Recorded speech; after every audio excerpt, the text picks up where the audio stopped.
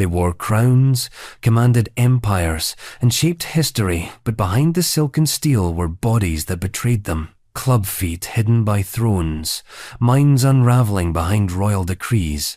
Eyes that couldn't see, arms that couldn't lift a sword, faces warped by bloodlines too pure for survival. These were the rulers history polished, but we're peeling back the velvet. This is not a story of power.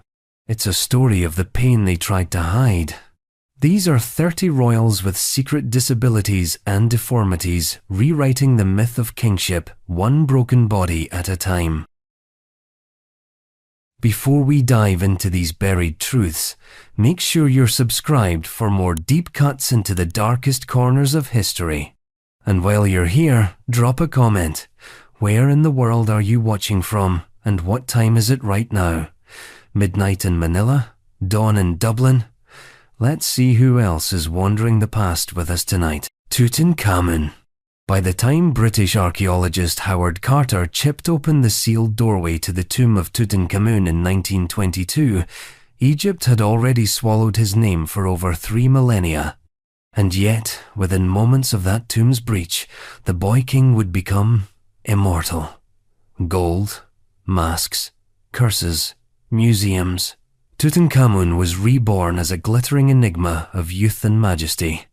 But what Carter didn't dig up, what no newspaper breathlessly reported amid the pharaoh's cascades of treasure, was the king's crooked left foot, his club foot to be precise, or the dead bone tissue in his femur, or the dozens of canes buried with him, not royal scepters, but walking sticks, ornate, yes, bejeweled, yes, but medical unmistakably.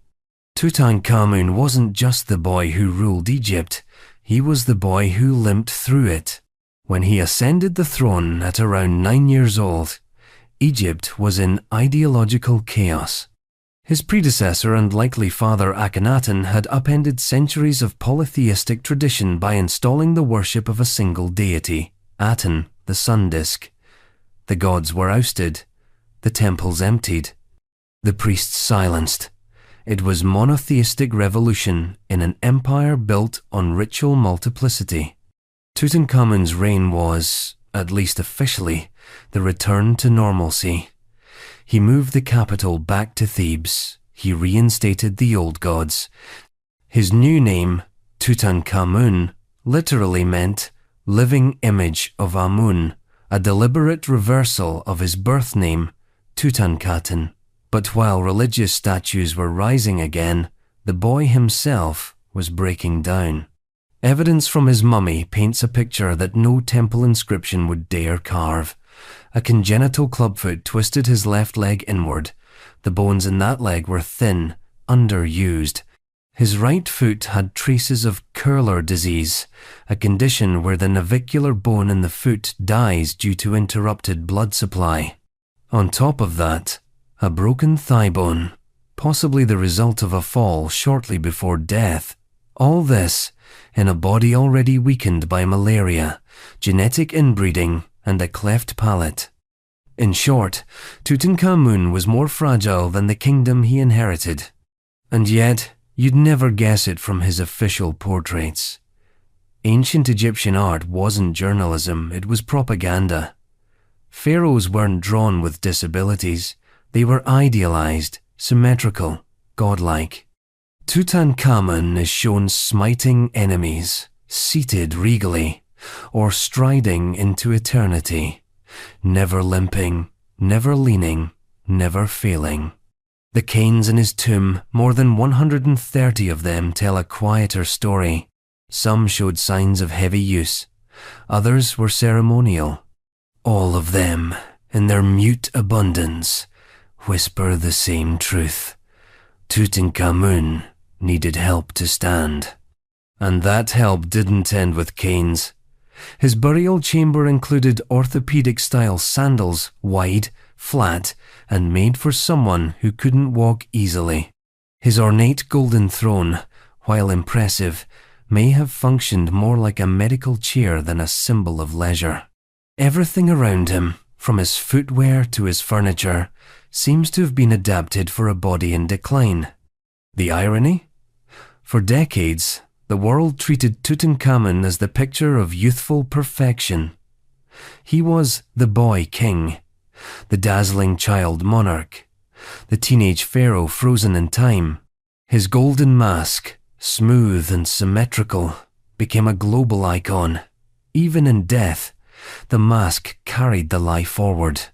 The real face beneath it had a slightly elongated skull, protruding front teeth, and a pronounced overbite. And the mask? It didn't even fit properly.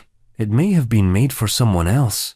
Historians now believe that Tutankhamun was the product of incest, likely the child of Akhenaten and his own sister. DNA studies from 2010 confirmed genetic markers that pointed toward this royal inbreeding, a common but perilous tradition in dynastic Egypt. The result wasn't just a limited gene pool, it was physical vulnerability, manifest in brittle bones, immune weakness, and possibly even cognitive difficulties. But again, no Staley says that. No hymn laments the pharaoh's limp. No monument admits he could barely walk. His disability was his secret, one buried in silence, until the 20th century peeled the gold off the lie. The sheer extremity of the disconnect between Tutankhamun's lived body and his immortal image is part of why his story endures. He wasn't just a royal with a medical condition. He was the very embodiment of image management, of disability erased by divinity, of pain hidden beneath protocol, of a young man crowned with power he could barely stand under literally. And perhaps that's the most devastating part. Tutankhamun reigned for roughly 9 years before dying at around 18 or 19. His death was abrupt. The cause is still debated. Infection from a broken leg? Complications from malaria, a fatal cocktail of ailments inherited from a broken gene pool? We may never know. What we do know is that when Carter unearthed him, he found a boy buried in gold, but broken beneath it. A body wrapped in gauze and denial. A legacy polished to a shine so blinding, it took a century of medical scanning and historical digging just to admit he couldn't walk without help. He was the sun god's chosen, the restorer of divine order, and he needed a cane just to take a step. But Tutankhamun's life wasn't just about masking disability, it was about dynasty, and for that, we don't have to look far.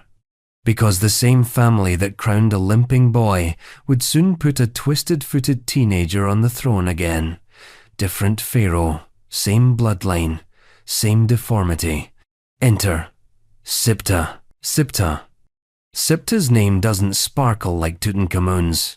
No gold mask, no London exhibits, no curse-heavy headlines. But in some ways, his story is even more haunting, because while Tutankhamun's body bore the slow decay of royal inbreeding and a life stitched together by court caretakers, Siptah was the product of a political void. And into that void, a teenager with a twisted foot was shoved, propped up by advisors, polished by propaganda, and ultimately buried beneath the weight of a collapsing dynasty.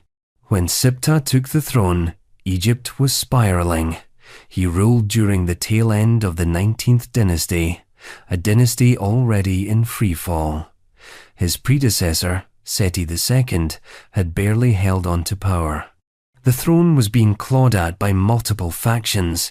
The divine order of the pharaohs, that smooth and invincible facade, was cracking like dried mud. What did the empire do? They crowned a club-footed boy. Like Tutankhamun before him, Siptah was a child pharaoh. Likely around 10 years old when he took the throne, his ascension was orchestrated by powerful players, particularly Bey, the infamous chancellor of Syrian origin who rose from foreign obscurity to political puppeteer. It was Bey who likely engineered Siptah's elevation. And it was Bey, too, who would later be executed for overreaching his influence. But in the meantime, Siptah sat on the throne. Or rather, he was placed on it. He wasn't supposed to be king. His lineage was muddy, Some scholars speculate he was the son of Seti II. Others argue he might have been illegitimate or born to a minor wife. Regardless, what's certain is this: the boy had a foot that didn't work. A club foot, almost certainly congenital. Some theories even suggest it could have been polio. Either way, he could not walk properly. And that meant the throne he inherited, the throne of the living Horus, had to bend to accommodate a crooked gait. But if you look at the reliefs carved during Siptah's reign, you wouldn't know. In one of his better-known representations, he's depicted performing the classic smiting pose, arm raised, enemy underfoot, power in full display. But here's the quiet lie: Siptah couldn't physically take that stance. He wouldn't have been able to plant one foot in front of the other in triumph. His legs didn't work like that. The artists knew this. The priests knew it. Hell, maybe even Siptah knew it. But the image had to be maintained.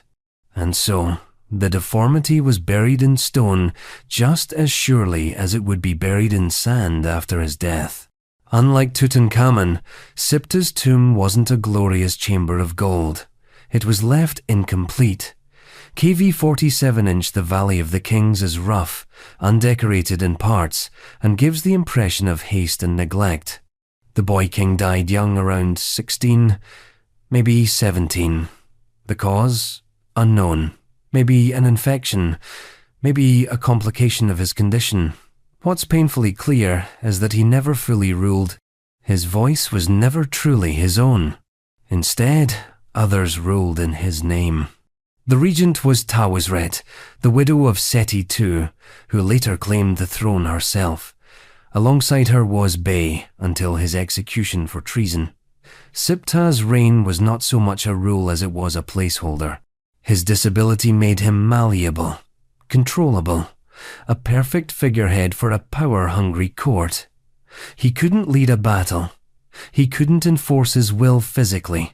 His impairment wasn't just a medical issue, it was political currency. Yet it's easy to forget that he was also just a boy. Imagine this: a teenager with a painful, twisted foot, dressed in the regalia of gods, paraded through temples, made to speak divine words while hobbling behind priests. He likely suffered constant pain.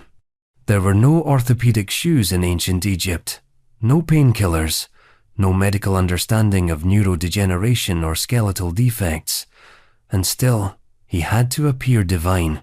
This is what makes his story extreme, not just the disability itself, but the architecture of denial around it. His body was broken, his power was borrowed, his legacy was buried. Even in death, Siptah was an afterthought.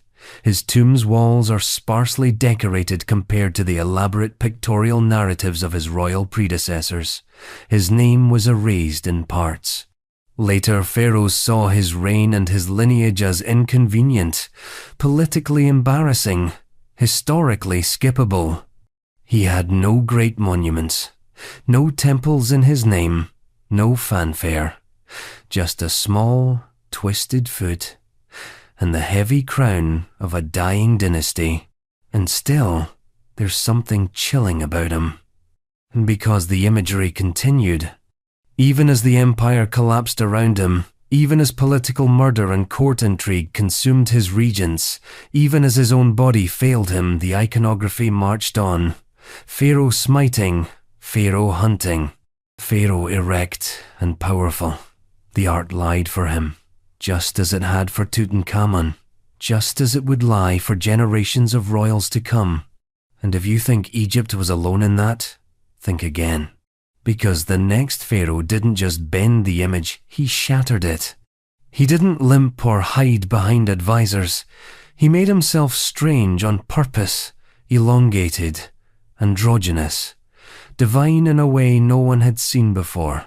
His name was Akhenaten. And his body? That's where the story gets weird. Akhenaten. Before he was Akhenaten, he was Amenhotep IV, a name so conventional it barely ruffled the linen.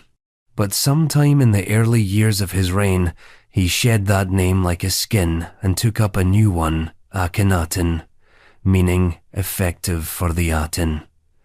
And with that single act, he began the most radical religious revolution Egypt had ever seen. He also, possibly, put his own body on display not as a symbol of perfection, but as something else, something strange, something distorted, something real? Let's back up. Akhenaten ruled during the 18th dynasty, at the peak of Egypt's imperial glory. He was the father, or at least the predecessor, of Tutankhamun. But where his son, or nephew, or possibly younger brother, depending on which scholarly debate you dive into, would be remembered for his burial bling, Akhenaten is remembered for burning down the old gods. He replaced the pantheon of Egypt gods with animal heads, long traditions, priestly networks, vast temple economies with a single disk of light. The Aten. No face, no mythology, just the sun itself. He closed temples, fired priests, built a new capital at Amarna from scratch, and in its newly chiseled walls, we start to see something bizarre. Akhenaten doesn't look like any other pharaoh. His depictions in art are, to put it mildly, biologically improbable. His skull is elongated, his jaw is narrow and sharp, his lips are full, his limbs are spindly. His torso is soft, with what some describe as gynecomastia breast development. His hips are wide. His belly is distended. He is drawn neither as a virile warrior nor as a perfectly symmetrical deity. He is drawn like a question mark. Art historians and scholars have debated this body for decades. Was it purely symbolic, a visual metaphor for the androgynous Aten, the creator of all genders? Or was this how Akhenaten actually looked? The latter theory opens a door into a darker, more clinical speculation. Some believe Akhenaten may have had a genetic disorder, Marfan syndrome for example, which can result in elongated limbs, flexible joints, and heart problems. Others propose Froelich syndrome, hypothalamic dysfunction, or Klinefelter syndrome, or even multiple congenital disorders at once. The trouble is, we don't have his confirmed remains. A skull was once thought to be his, but DNA and context haven't confirmed it, so the theories remain, like sand swirling in the desert wind, unproven but persistent. Here's what we do know. Akhenaten was one of the few pharaohs to depict himself as vulnerable, even tender. He's shown kissing his daughters, cradling them, sitting with them on his lap while sunlight pours down like fingers from the Aten. He is not the smiting king, the lion slayer, the warlord. He's soft, human, intimate. It's as if his whole reign was a rejection not just of religious orthodoxy, but of masculine performance itself. But then the propaganda paradox kicks in. What if this authenticity was just another mask? Because while Akhenaten may have looked unorthodox in stone, he still ruled with an iron solar fist. His religious reforms weren't suggestions, they were mandates. Worship of the Aten became state policy. Dissenters were erased from monuments, temples were ransacked, even the great name of Amun, once the king of the gods, was chiseled off inscriptions like a profanity. Akhenaten made himself the sole prophet of the Aten. No priests, no intermediaries, just him. And that kind of singular divine access doesn't leave much room for personal weakness. So if his art showed deformity, or let's call it difference, was that brave realism? Or was it an assertion of divine uniqueness? After all, to the ancient Egyptian mind, being physically different wasn't necessarily bad. If your body looked unlike any other human's, maybe that meant you weren't just human. Maybe you were something more. So picture it, a ruler with possibly real medical conditions, elongated features, feminized body shape, odd posture, presenting those very traits as holy. Not hidden, not minimized, not gilded into a lie, but exaggerated, sculpted, broadcast on temple walls for all to see. It was a revolutionary inversion of royal image-making. If most pharaohs had tried to look perfect despite imperfection, Akhenaten might have leaned into the imperfection as a badge of divinity. You couldn't question him. He wasn't human like you. He was a living embodiment of the Aten. Who cares if he had a curved spine or brittle bones? His bones were made of sunlight. Of course, the backlash was biblical. After his death, Egypt snapped back. Hard. The old gods returned with a vengeance. His city was abandoned. His statues were smashed. His name was excised from official king lists. The boy pharaoh who followed Tutankhamun was part of this counter-reformation, restoring Amun and trying to erase the strange reign of his predecessor. But the image of Akhenaten lingers. There's something undeniably eerie about a king who might have had a real, visible disorder and who used it to craft a new divine persona. He didn't just tolerate difference, he weaponized it. He became a living question mark. Was he sick or sacred? Was he suffering or sanctified? We may never know, but one thing is certain. In a world where kings were supposed to be muscular, symmetrical, eternally young, Akhenaten chose to look alien. And in doing so, he cracked the image of the pharaoh wide open. But not everyone had that luxury. Not every king could turn their defect into divinity. Some had to mask it, bury it, force the world to look away. And for one man, it wasn't just a scar or a limp. It was right on his face. Next, the sultan with the eye no one was supposed to see, Baybars. Baybars was not born a king. He was not an heir. He had no bloodline stretching through the thrones of Egypt or Syria. In fact, he wasn't even born free. He entered the world on the fringes of the Eurasian steppe, likely in Kipchak territory, and was sold into slavery. Dragged into the Mamluk military machine, raised through violence, discipline, and blood. Baybars rose from a slave to sultan. It's the kind of trajectory that reads like epic fiction until you remember the eye. Because Baybars had a flaw. A visible one. A physical defect on his face. The accounts vary slightly. Some say he had a cataract, others describe a milky haze or a distorted shape, but the consensus is clear. One of his eyes was damaged. It didn't function. It didn't look normal. It marked him.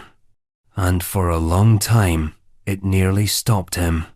In the Mamluk world, military excellence wasn't enough. Your body was your resume. Physical perfection was tied to divine favor, legitimacy, power. Defects were liabilities. Disabilities were disqualifications. For someone like Baybars, whose entire rise depended on appearances, on commanding men, on dominating rooms, on projecting invincibility, that single eye was a glaring vulnerability. It nearly cost him everything. According to multiple sources, Baybars was once rejected for high command, specifically because of his eye. Not because he lacked talent, he had it in spades. He was a battlefield genius. But the court couldn't stomach the idea of a visibly blemished man as sultan. How could a man with a damaged eye see the will of God?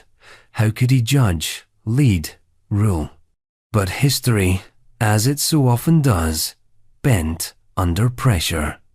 Because Baybars refused to go away, he kept winning, and winning, and winning. He was instrumental in one of the most seismic military events of the 13th century, the Battle of Ain Jalut in 1260. The Mongols, unstoppable, relentless, mythically terrifying, were pushing west. No force had resisted them effectively, until the Mamluks did. Until Baybars did. It was his tactics, his ambushes, his feigned retreats, his logistical precision that broke the Mongol line. That made the Mongol war machine stutter for the first time. That turned back the tide. And suddenly, the eye didn't matter so much. Victory washed away blemishes. Power blurred imperfections. And in the aftermath of that triumph, Baybars moved decisively. A political vacuum opened. He filled it. He became sultan, not just a general or a regent, but the undisputed ruler of Egypt and Syria. But make no mistake, the eye didn't vanish. It didn't heal. It didn't get written out of the story. It just got hidden. Images of Baybars are rare, but when he is depicted on coins, in manuscripts, his face is stylized, clean, symmetrical, normal. His eye, that flaw which had once nearly blocked his ascent, is scrubbed clean from the record. The Mamluk court, for all its meritocratic brutalism, still required its rulers to look the part, and a sultan's face was public property. So, the damaged eye was erased by artists, or minimized, or simply never acknowledged. It became a phantom, the thing everyone knew about but never depicted. And yet, in his life, Baybars owned it. Because here's the twist. He didn't pretend to be flawless. He didn't lock himself in a tower or wear a veil. He ruled openly, publicly. He faced his enemies, his court, his people eye and all. There's something undeniably brutal about that. He leaned into the same contradiction that would plague so many royals with physical differences. The defect that had once made him weak became proof of his strength. It was a scar, yes, but a scar worn like armor. He had fought, he had bled, he had been underestimated, and now he ruled. Baybars didn't just rule, he transformed the very empire he inherited. He purged the remaining Crusader strongholds along the Levantine coast. He wove a vast spy network across his territories. He standardized Islamic jurisprudence. He built mosques, madrasas, hospitals. He laid the institutional foundation of a Mamluk state that would endure for centuries. He was a visionary in armor, a monster to his enemies, a machine to his admirers. But the eye always remained in the corner of the story, the unspoken asterisk, the detail no chronicler could quite ignore. And here's what makes his case extreme, the contrast. Unlike European monarchs who hid deformities behind ceremony and divine right, Baybars couldn't afford to hide. He wasn't born into a system that would protect him. He had to fight for every inch. He had to bleed for his legitimacy. And his disability, however minor or cosmetic it may seem, was a genuine obstacle. A scarlet mark in a world that worshipped physical dominance. And yet, he broke through. He became a one-eyed sultan in a world that believed both eyes were necessary to see God's justice. That contradiction, public power, private flaw would repeat again and again in royal history. But Baybars was one of the earliest to twist it to his advantage. He didn't ask for forgiveness. He demanded loyalty. And he got it. But while Baybars wore his eye like a buried weapon, the next man wore his wounds in plain sight. His limp was legendary. His arm was withered. His enemies called him the lame. His empire, however, called him master. Next, Timur. He was called Timur the Lame, but not to his face. To his enemies, he was terror incarnate, a storm in human form, the scourge of Asia, the man who built towers out of skulls and cities out of conquest. To his followers, he was Amir Timur, Sahib Kiran, the lord of the auspicious conjunction, the sword of Islam, the unshakable ruler of one of the largest empires ever assembled by a single individual. But behind all the titles, all the thunder and fire, Timur had a secret baked into his very name. He was physically broken. Timur was born in the 14th century in the region around modern-day Uzbekistan. He came from the Barlas tribe, a Turkicized Mongol group, and he rose through the swirling chaos left behind by the collapse of the Mongol Empire. The region was fractured, feudal, desperate for a unifier or ripe for a predator. Timur became both. And yet, he started with a limp. He was wounded in youth, possibly shot in the leg and hand during a raid or skirmish. The result was a damaged right leg that left him with a permanent limp and a withered right arm. The details are murky, but the physical effects were unmistakable. One leg dragged, one arm hung limp. His enemies latched onto this immediately. They called him Timuri Lang, Timur the Lame. It was meant as an insult, a diminishment, a way to mock a man they feared. But if they thought the nickname would humiliate him, they didn't understand Timur. He turned it into a legend. See, in the world Timur inherited, power was tied to martial prowess, charisma, visibility. Your body was a battlefield, and Timur's bore the scars. He wasn't born into royalty. He had no divine right. What he had was ambition and the brutality to back it up. And if his body bore damage, so be it. He weaponized that too. The limp became part of the myth. The withered arm didn't prevent him from leading charges, designing campaigns, or executing siege strategies with surgical cruelty. If anything, his impairments made his survival all the more terrifying. How dangerous must a man be to conquer half of Asia, dragging 1 foot behind him? And conquer he did. From the Caucasus to Delhi, from the Caspian to Damascus, Timur carved a blood-soaked path across the medieval world. He sacked Aleppo, razed Baghdad, burned Delhi. He defeated the Ottomans at Ankara, captured their sultan, and paraded him in a cage. He invaded Persia, crushed the Golden Horde, and harried China before death claimed him mid-campaign. He was unstoppable.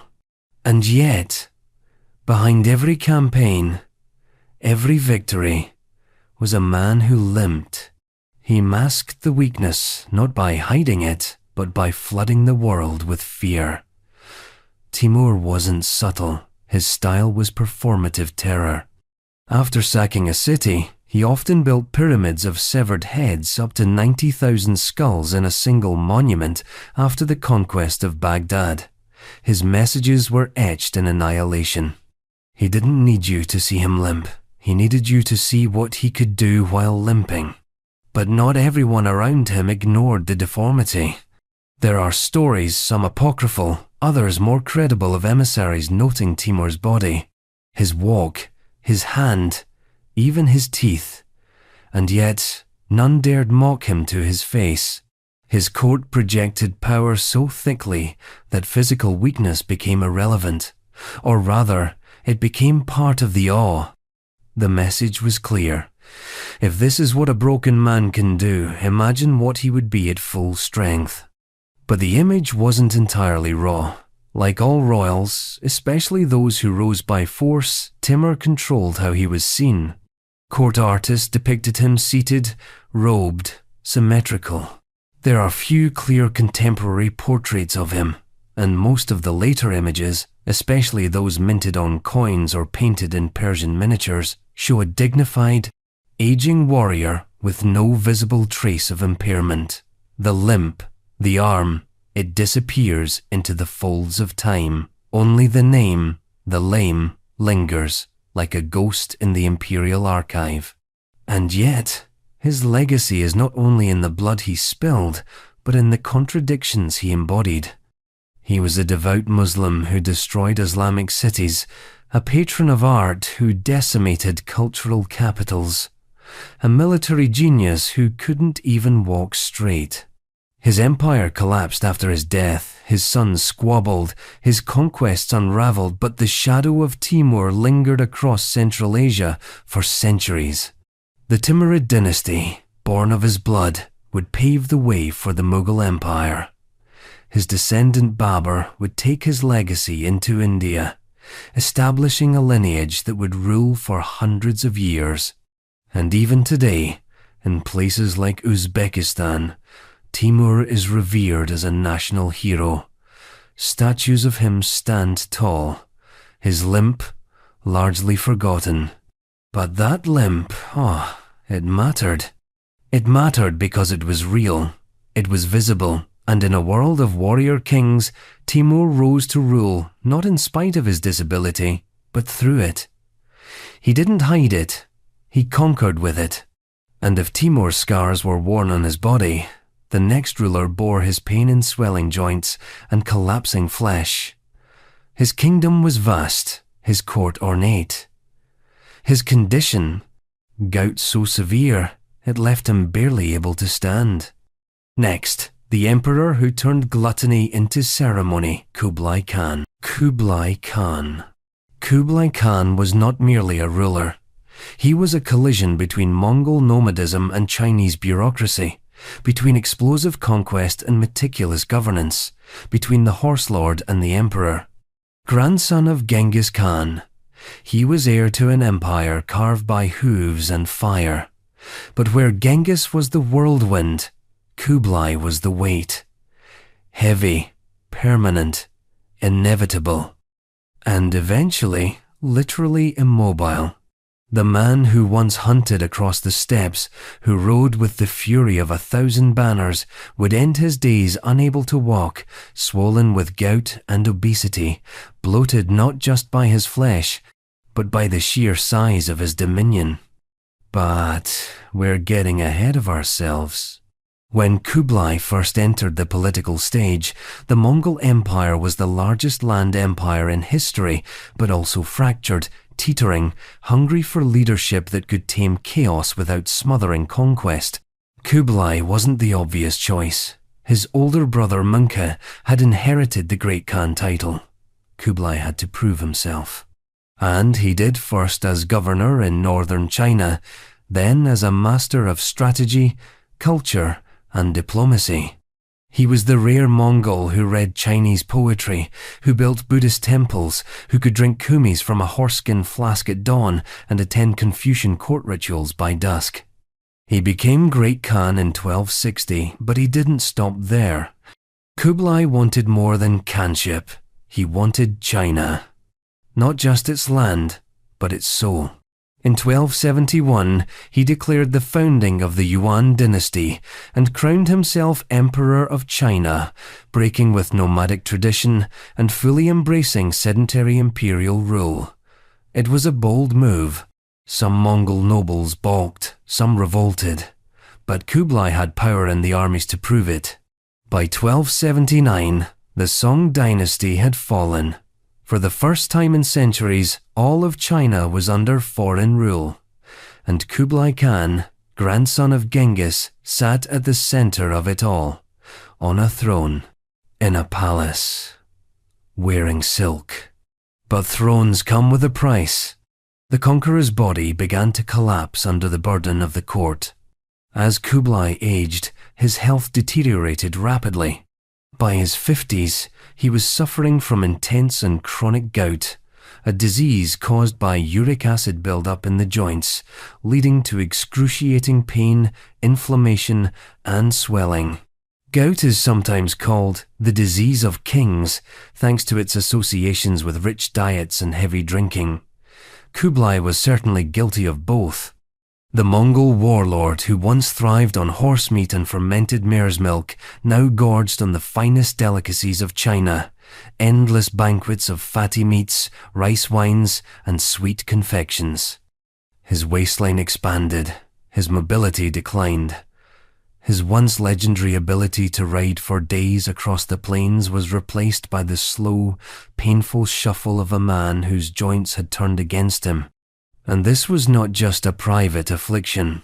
It affected everything: his posture, his presence, his aura. A ruler like Kublai couldn't afford to look weak.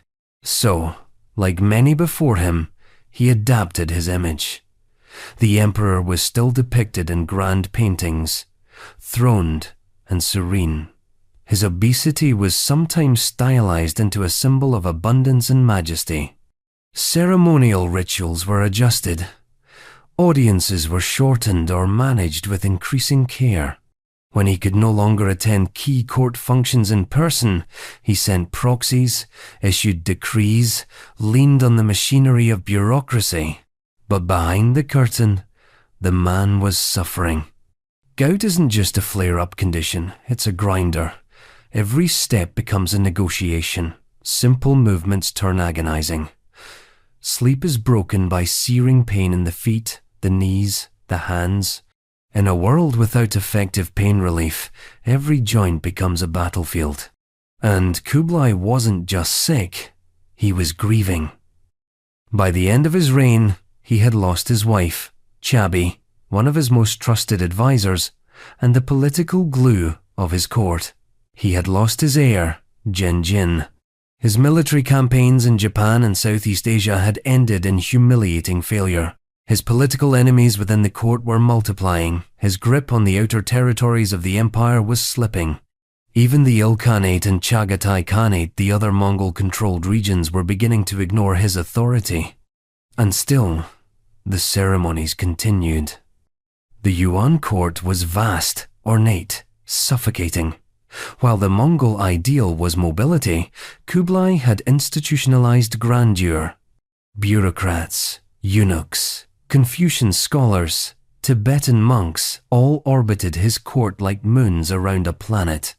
He built new capitals, Chengdu, Dadu, and Dadu, modern-day Beijing, monuments to his ambition.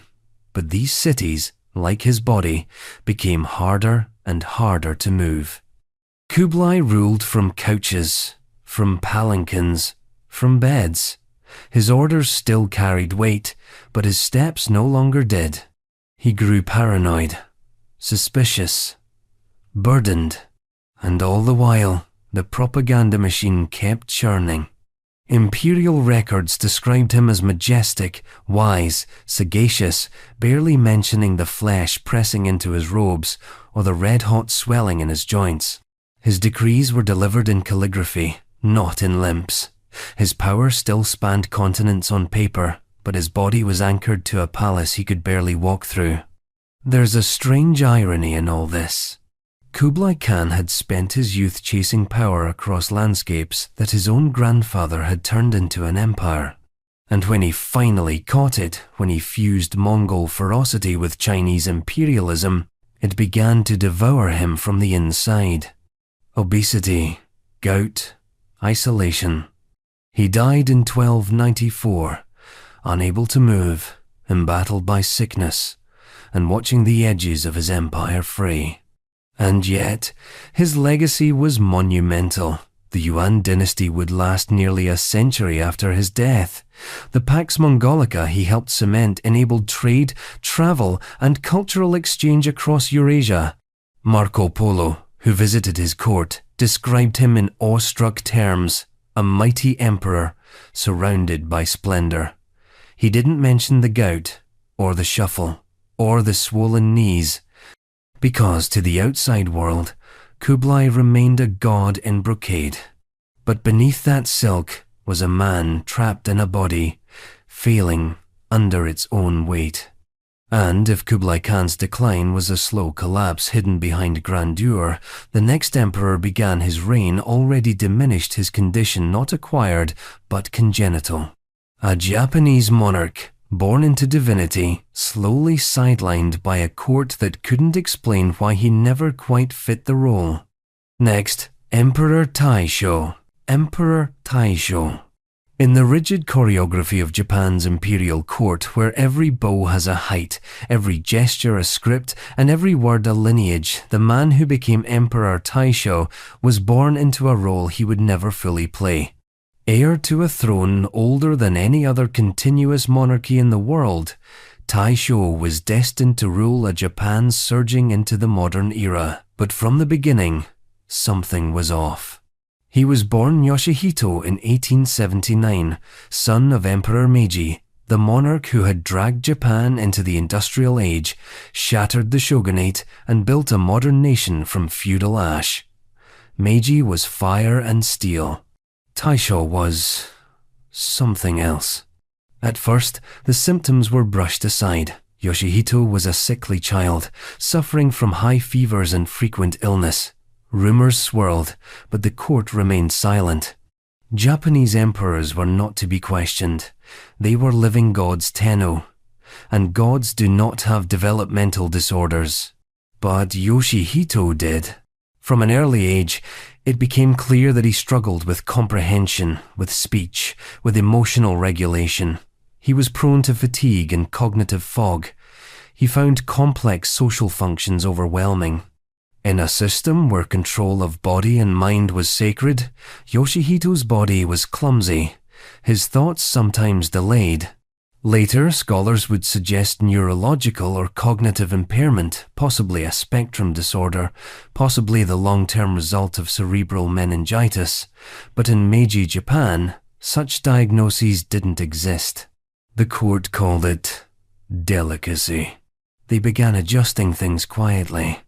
When Yoshihito came of age, he was educated not with the rigorous training given to his father, or later his son, but with a carefully curated regimen, gentle instruction, light reading, supervised exposure to foreign languages. He was never sent to military school like other imperial princes. He was shielded, wrapped in silk and silence. But Japan could only hide its heir for so long. When Emperor Meiji died in 1912, Yoshihito took the throne as Emperor Taisho, and immediately the cracks showed. His enthronement ceremony was held with traditional grandeur, but his public appearances were awkward, often brief. During one event, he attempted to entertain a foreign dignitary by sticking out his tongue. At another, he read a speech from the throne, but forgot the lines midway. The court tried to laugh it off. A quirky monarch, eccentric, harmless. But privately, the imperial household panicked. This was not how a Tenno behaved. The Taisho era had begun, but the emperor himself was receding. By 1919, just 7 years into his reign, it was clear that Taisho could not function as a ruler. His cognitive decline had worsened. He was withdrawn, uncommunicative. His grasp of state affairs was minimal. Behind the brocade walls of the imperial palace, advisors began to act on his behalf. His son, Crown Prince Hirohito, was named regent in 1921. That's when the emperor disappeared, not from life, but from view. He was rarely seen in public again. He made no further speeches, attended no major diplomatic events. Portraits of him were tightly controlled.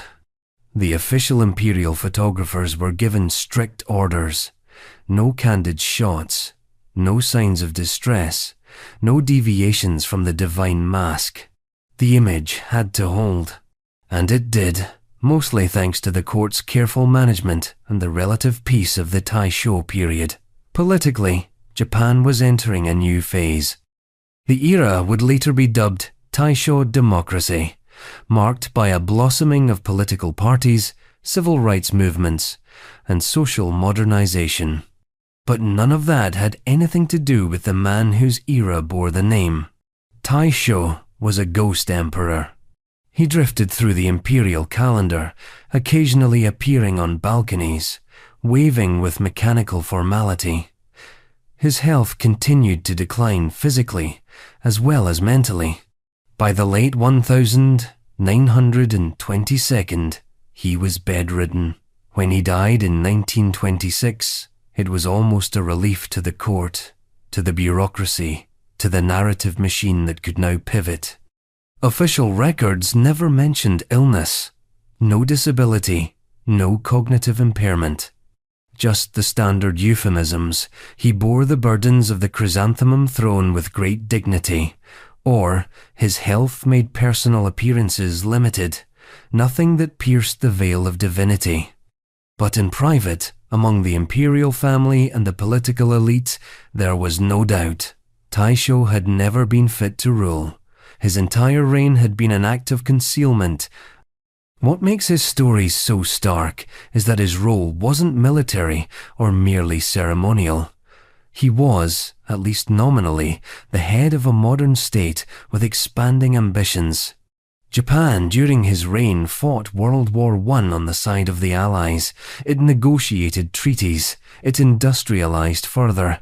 It expanded its empire into parts of China. And yet, its emperor could barely hold a coherent conversation. He wasn't a king in decline. He was a king never fully present. And, unlike many rulers on this list, Taisho didn't acquire his condition through age or injury or war. He was born into it. The system never adapted for him. It simply worked around him like a body moving while one limb stays paralyzed. That's the extremity. A monarchy continuing as if its centerpiece was functioning, while everyone knew it wasn't. The illusion was more important than the reality. And when that illusion finally ended, when Hirohito took over, the empire accelerated into war, into expansion, into infamy. But that's a different story. Taisho was buried with the full rites of a Tenno, his disability wrapped in incense and ritual. His reign was remembered for peace, not paralysis. His face round, bland, benign faded into history's soft focus background. But in the quiet corners of the Imperial Archive, the truth lingers. For 14 years, Japan was ruled in name by a man who could not rule. And that silence would repeat again. Not in a palace, but in a scholarly court.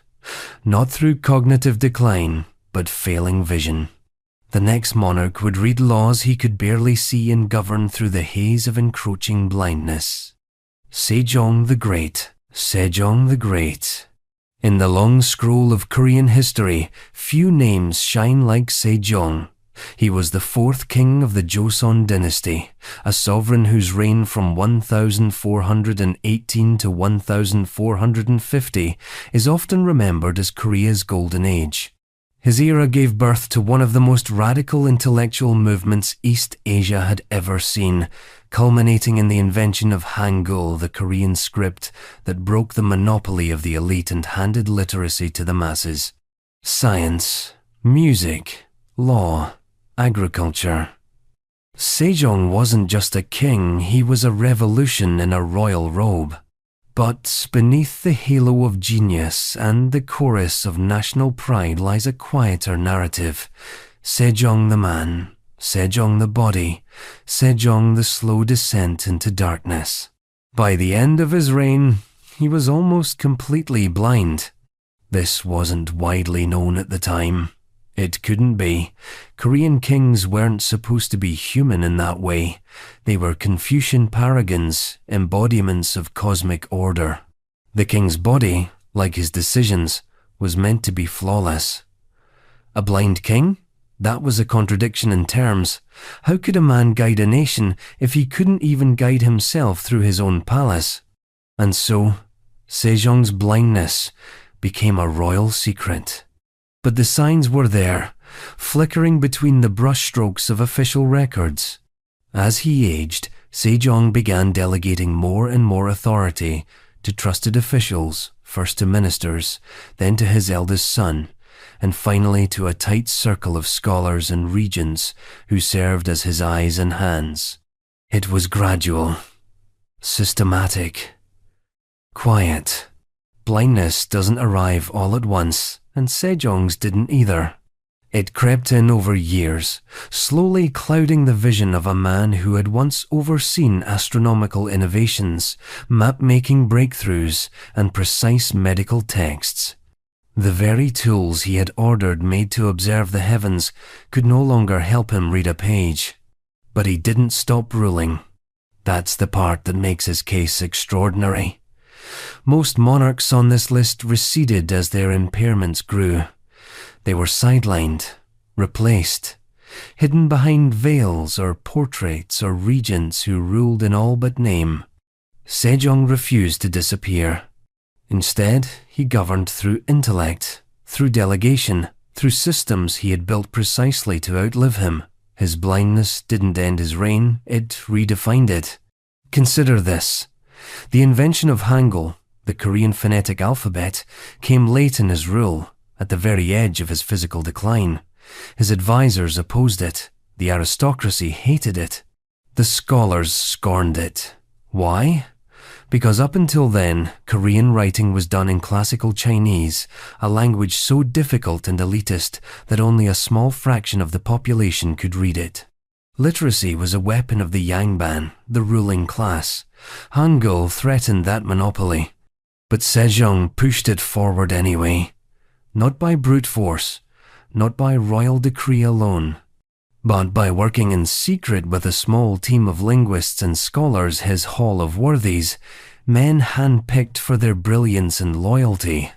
They developed the script with his guidance, his vision, not his physical sight, but his ideological clarity. In a bitter twist, the king who couldn't see was the one who helped the blind read. That's the irony at the heart of Sejong's disability.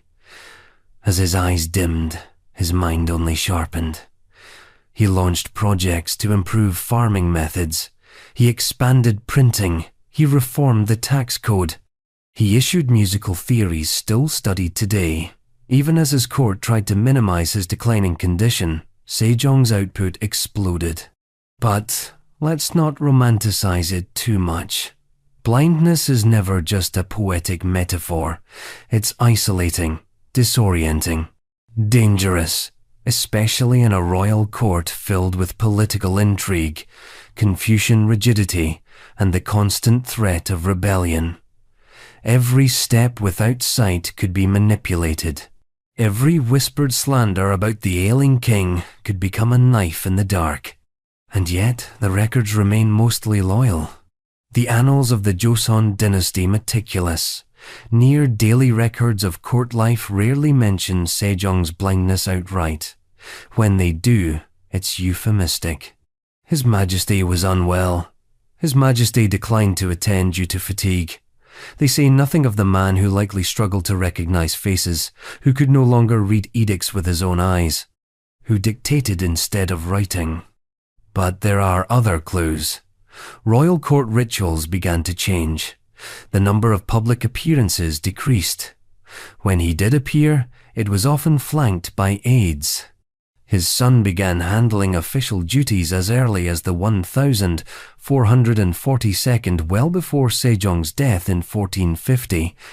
This wasn't just succession planning, it was necessity. And yet Sejong remained mentally present, issuing some of his most enduring reforms during this period. His blindness didn't subtract from his legacy. If anything, it added to the legend. Because how many monarchs can claim they reshaped the cultural and intellectual identity of a nation while going blind? Sejong never led an army. He never conquered a foreign land. But his reign outlasted borders. His inventions survived dynasties. His alphabet became a tool for liberation, used centuries later by colonized Koreans to preserve their language under Japanese occupation. And none of it was supposed to happen. He wasn't even the original heir. His older brothers stepped aside, and many questioned whether the quiet, scholarly prince had the grit to rule. But Sejong didn't need volume. He had vision, even when his eyes failed him. When he died in 1450, the court gave him the posthumous title Sejong the Great, one of only 2 Korean kings ever to receive that honor. He was mourned not just as a monarch, but as a sage.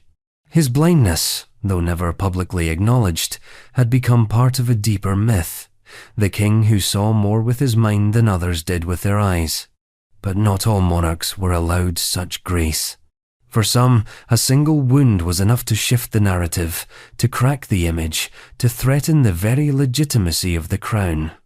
In the next case, it wasn't blindness, but a different kind of ocular loss. A car crash, a shattered lens, and a nation that looked the other way. Next, Bhumibol Adulyadej. Bhumibol Adulyadej. There is perhaps no monarch in modern history more deeply woven into the fabric of his nation than Bhumibol Adulyadej of Thailand. He wasn't just a king. He was the monarch, the living symbol of unity, stability, and quiet reverence across 70 years of power, the longest reign in Thai history. From the moment he ascended the throne in 1946 until his death in 2016, Bhumibol reigned over a country in constant political flux. Coups, constitutions, protests, reforms, restorations through it all. He endured, inscrutable behind dark glasses. But those glasses weren't just for style. They were there to hide the aftermath of a devastating injury, an injury that permanently blinded him in one eye. It happened in 1948 in the city of Lausanne, Switzerland, where the young king had been living while finishing his studies. He was still a relatively new monarch, having assumed the throne after the mysterious death of his older brother, King Ananda Mahidol. The circumstances of Ananda's death, a gunshot wound in the royal palace, were suspicious, scandalous, and never definitively resolved. Bhumibol was thrust into kingship with barely a moment to grieve. Just 2 years later, fate struck again. He was driving a car when it collided with the back of a truck. The crash left him seriously injured. He suffered facial wounds, a concussion, and most dramatically complete blindness in his right eye. The optic nerve had been severed. There was no repair. His face bore the scars for the rest of his life. And yet, the public barely saw the consequences. Because from that moment on, Bhumibol wore his wound like a state secret, behind glasses, behind silence, behind a wall of deference so thick that even mentioning his injury became taboo. This concealment wasn't just vanity, it was political necessity. Thailand's monarchy had long positioned itself as semi-divine. While no longer absolute in power, the royal image remained sacred. To question the king's competence or to hint at human vulnerability was dangerous territory. Under Thailand's lèse-majesté laws, criticism of the monarchy was illegal and heavily punished. So the image had to remain immaculate, unbroken, symmetrical, even if the king wasn't. But unlike many royals who retreated into the palace when their bodies failed them, Bhumibol moved forward, painfully, carefully, but forward nonetheless. He returned to public life after his recovery, albeit with some adjustments. His public appearances became more choreographed, his angles more carefully managed. The dark glasses became his signature at first, a protective shield, then a cultural constant. A simple fashion accessory to some, but to those who knew it was armor. And, through it all, he ruled. Bhumibol didn't govern directly. Thailand was technically a constitutional monarchy, but his influence was immense. He was the spiritual apex of Thai society. His quiet, slow speech was treated with reverence. His visits to rural villages were filmed like sacred pilgrimages. He was presented not just as a monarch, but as a father figure to the nation. He used this image strategically. Throughout his reign, Thailand cycled through nearly 20 different constitutions, endured a dozen military coups, and faced countless political crises. Bhumibol remained above it all, rarely speaking, but when he did, entire governments shifted. A single televised speech could dissolve protest camps or redirect military force. His silence was a kind of thunder. And yet, the injury always lingered out of sight, but never fully gone. It subtly shaped his reign. He became more reserved, more insular. Photographs show a man perpetually behind lenses, rarely expressing emotion. He often carried a camera, framing others even as he concealed himself. His artistic pursuits, photography, music, painting flourished, perhaps in part because the inner world had grown more important than the outer one. There's an irony there. The man who was blind in one eye became the nation's moral compass. A monarch physically impaired yet politically omnipresent. He may not have had full vision, but his gaze was everywhere. And unlike many monarchs whose disabilities weakened their image, Bhumibol's silence and restraint only elevated him. The Thai public came to see him as serene, almost mystical. His injury became part of the royal mystique. No one talked about it, but everyone knew. Because to speak openly of it was to violate the spell. The injury was even airbrushed from history. Official biographies mention the crash briefly, then move on. No lingering on the trauma, no discussion of the long-term consequences. Even as Bhumibol's health worsened in the 2002 diabetes, lung infections, kidney failure, the language remained euphemistic. He was tired, recuperating, temporarily stepping back. Always temporary, always dignified. The spectacle of decline was kept off camera, but the dark glasses were always there. And in that small object, so mundane, so symbolic, you can see the entire weight of royal myth-making. The glasses were not just about hiding the eye. They were about preserving the idea of the all-seeing king, the man who could understand his people even if he couldn't physically see them all. When Bhumibol died in 2016, the country entered mourning as if a god had passed. Millions dressed in black. His funeral was a national event of theatrical grief. The monarchy's future became uncertain. But his legacy remained carefully preserved, including the parts people weren't allowed to mention. Like the car crash. Like the blindness. Like the truth.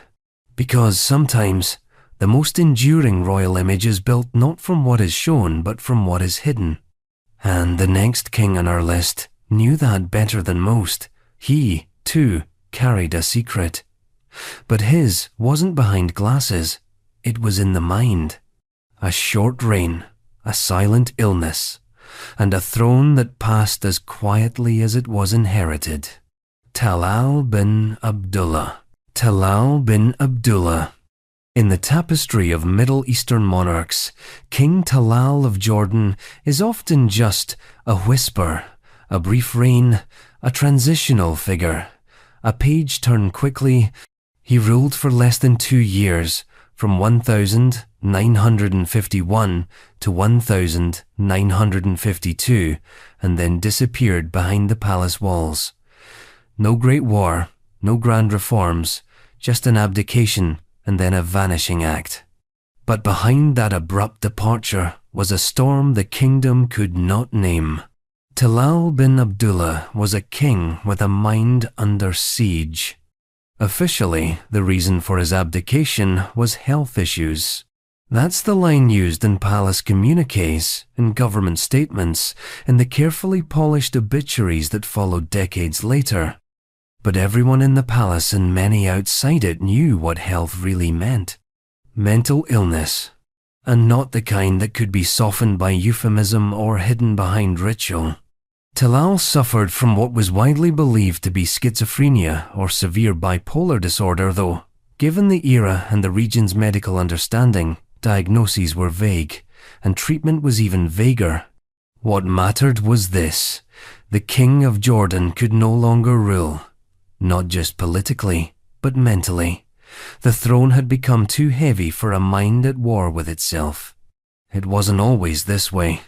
Talal was born in 1909, the eldest son of Abdullah I, founder of the Hashemite Kingdom of Jordan. His lineage stretched back to the Prophet Muhammad. His family had weathered the collapse of the Ottoman Empire, the turmoil of British Mandate politics, and the violent birth of the modern Middle East. Talal grew up in a world of ambition and instability, raised not just to be a prince, but a survivor. He was educated abroad in Britain at the Royal Military Academy Sandhurst. He returned a polished officer, fluent in English, trained in modern military tactics, and steeped in Western ideals. He married Zain al-Sharaf, a powerful and intelligent woman, who would later become one of the quiet anchors of Jordanian royal life. When Abdullah I was assassinated in Jerusalem in 1951, Talal took the throne as the kingdom mourned. At first, things seemed stable. Talal wasn't seen as a revolutionary, but he did enact a few meaningful reforms. He oversaw the drafting of a more liberal constitution in 1952, one that emphasized civil rights and limited royal power on paper, at least. But behind closed doors, whispers were growing. He had begun behaving erratically. Palace insiders described mood swings, paranoia, long periods of withdrawal followed by bursts of frenetic energy. Some days he would isolate himself completely. Others he would speak of conspiracies, of plots invisible to all but him.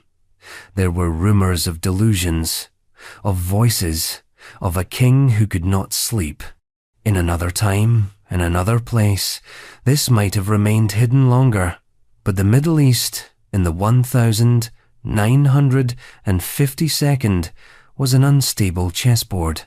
The rise of Arab nationalism, the Cold War, the Israeli-Palestinian conflict, the spectre of coups. Jordan could not afford a king who might suddenly declare war on a ghost or dissolve parliament in a fugue state.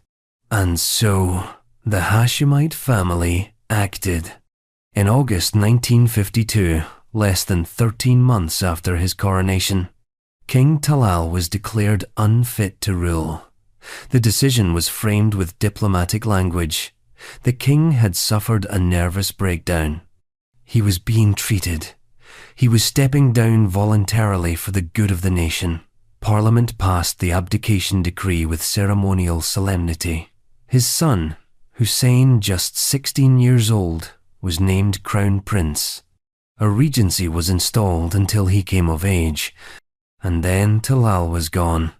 He was sent into quiet exile, first to Istanbul, then to a sanatorium in Lausanne, Switzerland, the same city where Bhumibol had once lost his eye. In that cold, clinical environment, Jordan's second king lived out the rest of his life as a patient, not a monarch. He died in 1972, having never returned to political life. He was buried in Jordan with royal honours, but without fanfare.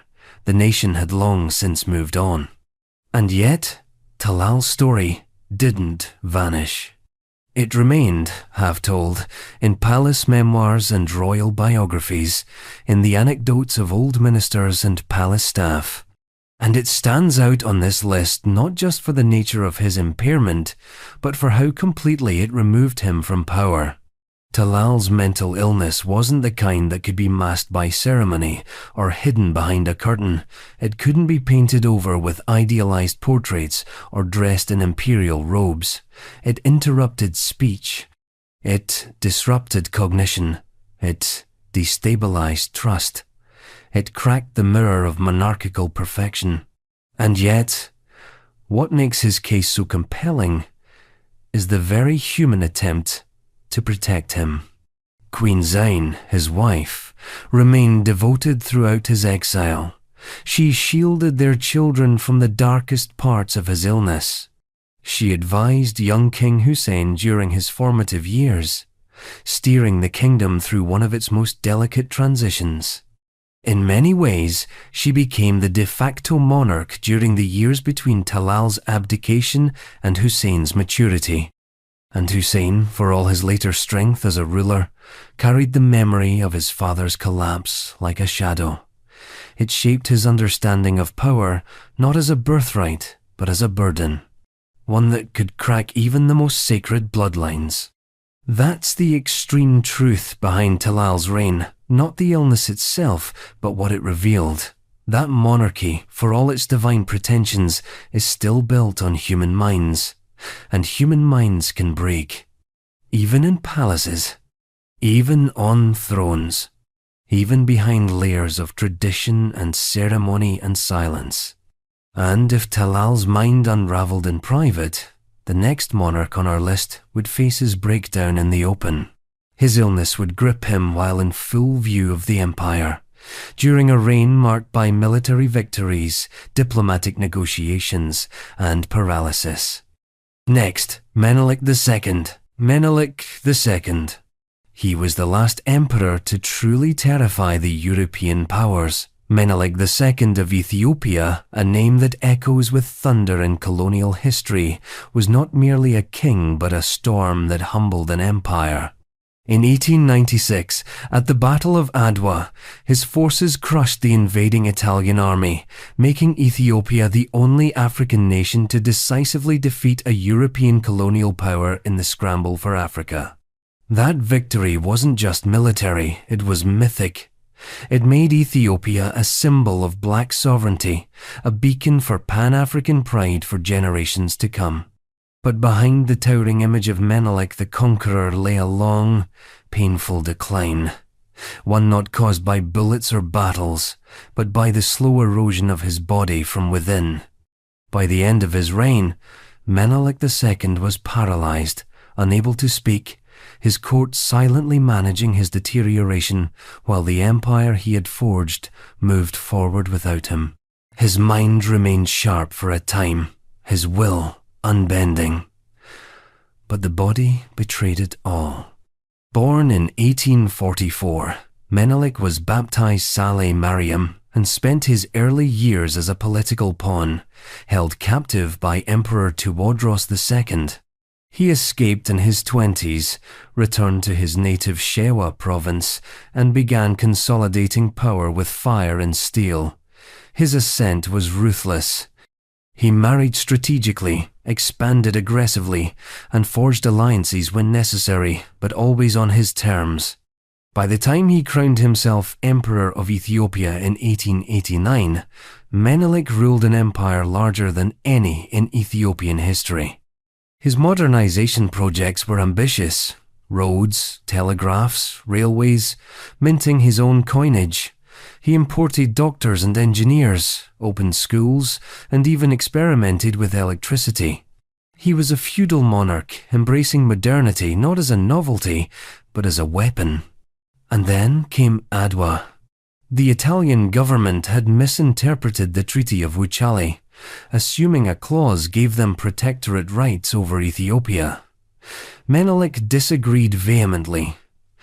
When negotiations collapsed, Italy invaded. What followed was a campaign that culminated in one of the most humiliating defeats in European military history. At Adwa, Menelik fielded an army over 100,000 strong, supplied with modern rifles and strategic precision. The Italians were overwhelmed.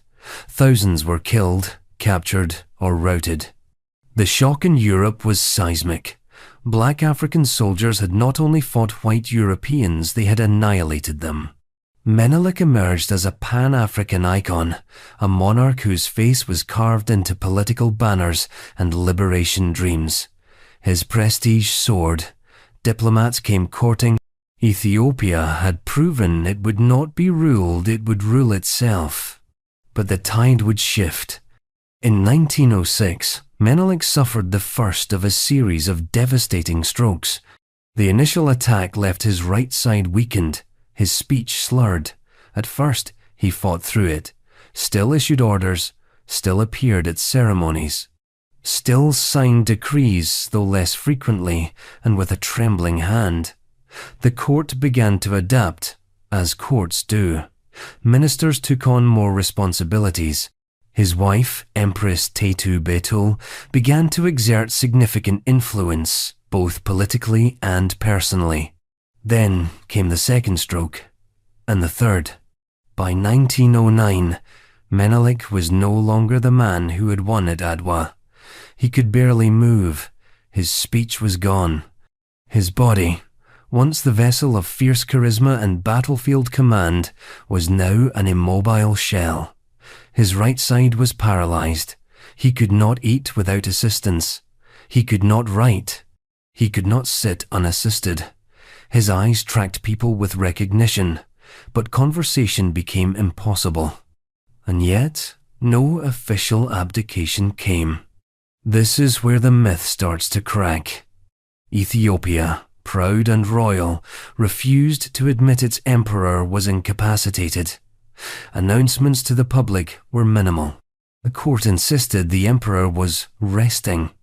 When foreign diplomats asked, they were told he was recovering. Ministers continued to issue edicts in his name. Documents were signed with his seal, though it's doubtful he understood them. His absence from public ceremonies became routine, but carefully justified. The silence wasn't just cultural, it was political. Power vacuums in monarchies are dangerous things. Menelik had no adult son to succeed him. His appointed heir, Liege Ieyasu, was still a teenager, brash, erratic, and controversial.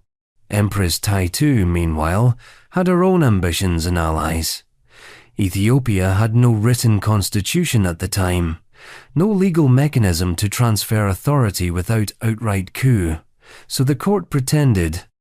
They pretended the emperor still ruled, even as he sat motionless in his bed, listening to the world shift around him. For 6 years, Ethiopia was ruled in his name, but not by him. It was a strange purgatory. Ministers whispered, Taitu maneuvered, Ieyasu fumbled, all while Menelik remained imprisoned in his own body, surrounded by incense and silence. By 1910, a council had been formed to govern. Ieyasu was named regent. Taitu was pushed aside. But still, the emperor lived. The illusion had to be maintained. His death was reported prematurely more than once. Each time, the palace denied it. The people waited. Rumors spread. He finally died in December 1913. His death was announced with solemn grandeur. Obituaries hailed his victories, his modernizations, his unshakable will. No mention was made of the 6 years of silence, no acknowledgement of the physical decay, the loss of voice, the throne held by a body that could not command it. Menelik's legacy, like his reign, was carefully edited.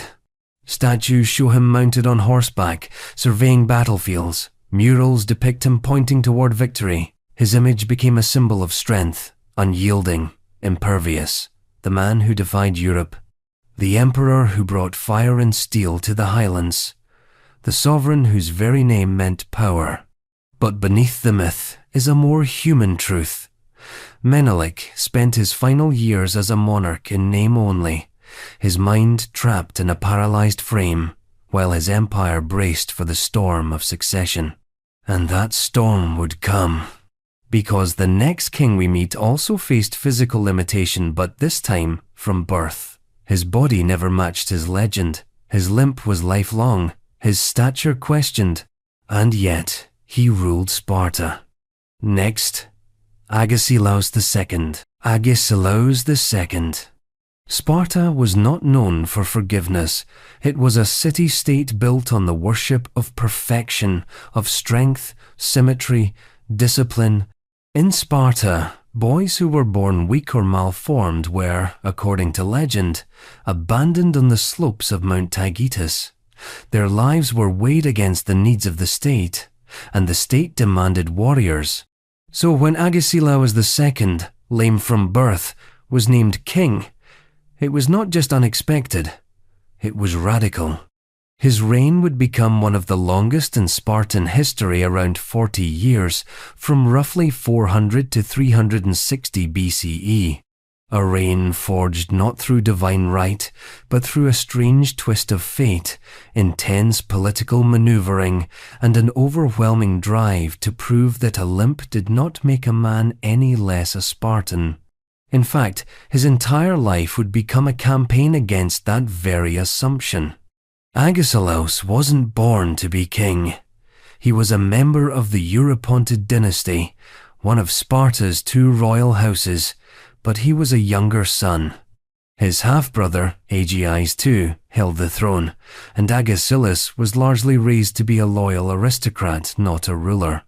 But when Aegeis died childless, the succession became murky. A more obvious candidate existed, Leotychides, allegedly Agis' son, But rumors swirl that Leotychides was actually the illegitimate child of Alcibiades, the infamous Athenian exile turned traitor. Those whispers, combined with Spartan suspicion of scandal, cleared a path for Agesilaus. He was lame in one leg. Accounts suggest he may have had a clubfoot or some congenital malformation that caused a permanent limp. But this, in the end, was overlooked. Lysander, the architect of Sparta's final victory over Athens in the Peloponnesian War, backed Agesilaus. The support of Lysander, the most powerful man in Sparta at the time, tipped the scales.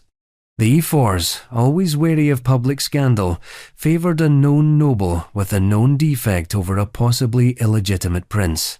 In a twist worthy of Greek drama, the limp outweighed the scandal. And so, Agesilaus became king. But Sparta was not the kind of place where a ruler could hide behind protocol or palace walls. Spartan kings fought. They led armies in person. They marched with the phalanx. They stood in the mud, the heat, the blood. They wrestled with their men. A king who could not run, could not lunge, could not charge, what place did he have in such a world? Agesilaus didn't just rise to that challenge. He broke it in half. He made his limp a weapon, not literally, but symbolically. Every campaign he led, every battlefield where he appeared, every instance where he took up arms alongside his hoplites was a direct rebuke to the idea that he was weak. And he didn't just participate, he dominated. Agesilaus led expeditions into Asia Minor to confront the Persian Empire. He marched deep into enemy territory, scoring victories with cunning and speed. He fought in Boeotia. He laid siege to cities. He was wounded. He bled. He endured. And every time he showed up to lead an army, dragging his lame leg behind him, it told the same story. That Sparta didn't need perfection to conquer. It needed conviction. But the propaganda was subtle. This wasn't Egypt, with idealized statues, or Rome, with marble gods. Sparta rejected luxury. It rejected artifice. So Agesilaus' image wasn't hidden, it was minimized. He dressed plainly, ate simply. He sat with the soldiers, not the generals. His limp wasn't denied, it was drowned in austerity.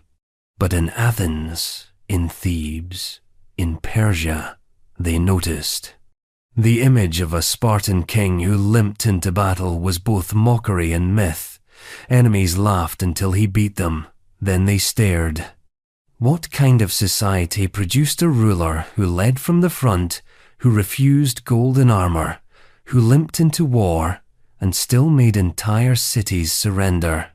Agesilaus, for all his physical limitation, became terrifyingly effective. But the flaw remained. In private, some Spartans questioned whether his deformity offended the gods. Xenophon, the philosopher and historian who idolized Agesilaus, insisted that the king's piety and virtue outweighed any bodily imperfection. But Sparta's religious elite were less sure. Omens were taken. Sacrifices made. Was the limp a curse? A sign? Nothing was ever said aloud, but suspicion lingered. And in time, his body did become a liability.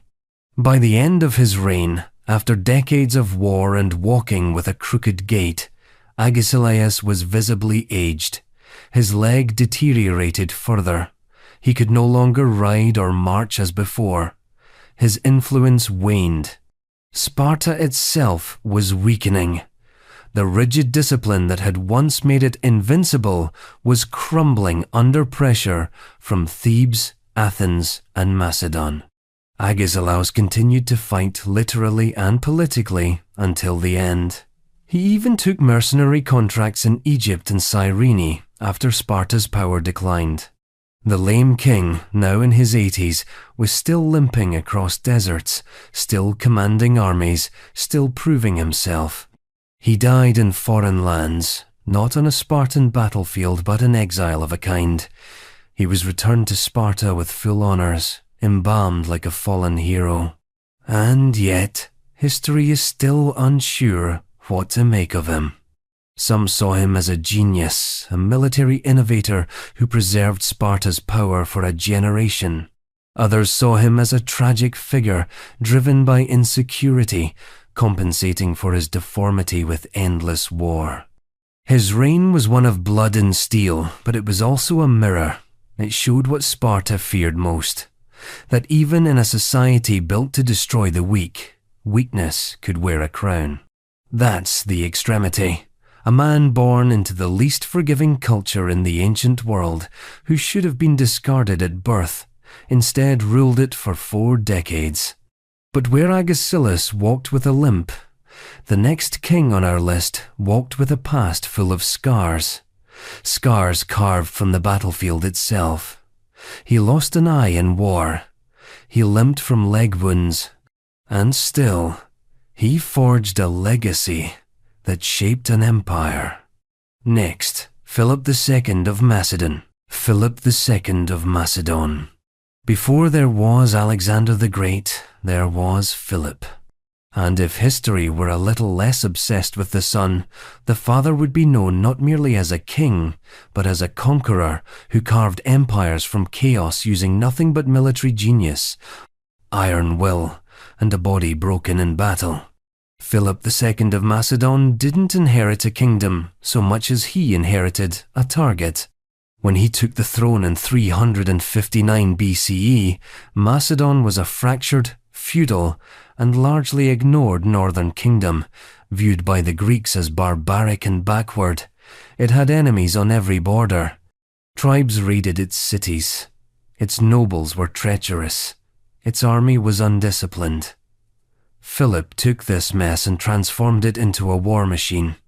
But he did it while carrying the weight of 2 serious disabilities, one eye lost and a leg that never healed properly.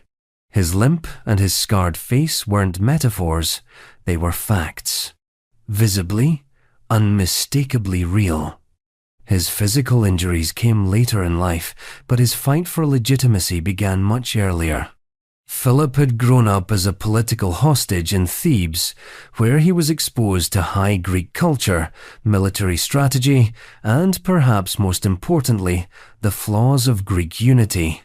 He saw firsthand how city-states fractured and bickered, how alliances frayed, and how politics could be more deadly than war. When he returned to Macedon and assumed power, Philip began an unprecedented campaign of reform. He professionalized the army, introduced the sarissa, a 6-meter-long spear that gave Macedonian phalanxes a terrifying reach. He trained his men rigorously and paid them regularly. War was no longer a seasonal hobby for noblemen, it was a science, and he was the professor. But greatness came at a cost, and Philip paid it in blood. In 354 BCE, during a siege at Methone, a strategically placed city on the Aegean, Philip was struck in the face by an enemy arrow or catapult fragment, depending on the source. The missile destroyed his right eye. There was no modern surgery, no way to save it. The eye was gone. He survived, barely, but the wound would change his appearance forever. From then on, Philip was blind on one side. His face bore the deep, unmistakable scar of the injury. He often wore a patch or kept the ruined eye covered. The paintings and busts of him from later periods tend to smooth out the details, as propaganda always does, but the damage was real. His portraits became symbols of grit, not glamour. But the eye was only the beginning.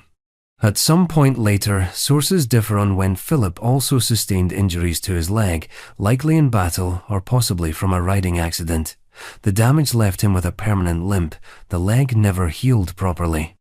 By the time his son Alexander was rising through the ranks, Philip was known as a limping, one-eyed warrior king. And yet, these physical flaws did not diminish him. If anything, they became part of his legend. Philip turned his injuries into armor, not in the literal sense, but in the mythological. He presented himself as a king who had bled for his people, a ruler who did not lead from behind silk curtains, but who took blows alongside his soldiers. The limp was a badge, the scar a seal. And for Macedonians especially, the hardened peasantry and tribal allies, this mattered. It made him real. While Greek city-states obsessed over ideals of symmetry and physical perfection, Philip broke the mold. His court didn't glorify him as a god. It showed him as a man who bled and still stood. He didn't hide his injuries. He used them. Still, the Greek world noticed, and not always kindly. Athenian orators like Demosthenes mocked Philip in speeches, calling him barbaric, drunken, crippled. But the irony was that every time they ridiculed him, he was winning. He was expanding his influence. He was taking cities without sieges, using marriage alliances, bribes, and military pressure. And when diplomacy failed, he sent his Sarissa phalanx to finish the job. Philip didn't need both eyes to see what Greece had become. By 338 BCE, he had effectively unified the fractured Greek world under Macedonian hegemony. At the Battle of Chaeronea, he crushed the combined forces of Athens and Thebes, with his 8-year-old son Alexander commanding the left wing. Afterward, he formed the League of Corinth, a coalition of Greek states that acknowledged him as leader, paving the way for a planned invasion of Persia. He had achieved the unthinkable, but he wouldn't live to see the next phase. In 336 BCE, Philip was assassinated during the wedding celebrations of his daughter Cleopatra, not to be confused with the later Egyptian queen. He was stabbed by one of his own bodyguards, possibly part of a deeper conspiracy, possibly a personal vendetta. Even in death, the details remained political. He left behind an empire ready for expansion and a son raised in the shadow of his scarred, limping father. And that's part of the deeper extremity of Philip's story. He wasn't just a king with disabilities. He was a father whose damaged body became a blueprint for his son's glory. Alexander inherited the throne and the army, but more than that, he inherited the myth, the one-eyed warrior, the king who conquered despite his broken parts, the man who proved that war is won not with symmetry, but with strategy and stubbornness. Philip wasn't a god, he was more dangerous, a man with something to prove. And as brutal as his story was, the next king had even less to work with. One eye. Try only one from the start. Next, Antigonus I Monophthalmos. Antigonus I Monophthalmos. He was born in an empire that wasn't yet an empire, and died fighting to make it one again. Antigonus I Monophthalmos, one of the most brutal and brilliant of Alexander the Great's successors, lived a life of battles, betrayals, and empire building. His name Monophthalmos, or the One-Eyed, was no poetic flourish. It was a literal truth, earned on the battlefield and worn for decades like a crown of iron. In a world where optics mattered, where statues, coins, and royal processions were designed to portray kings as gods, Antigonus's face broke the mold. His missing eye didn't stop him from carving out one of the largest portions of Alexander's shattered world. In fact, it may have fueled his obsession to conquer the rest. He wasn't born into power. Antigonus came from sturdy but unremarkable Macedonian stock. He rose under Philip II and served under Alexander, but he wasn't among the favoured few. When Alexander died suddenly in 323 BCE with no clear heir, Antigonus was already an experienced general.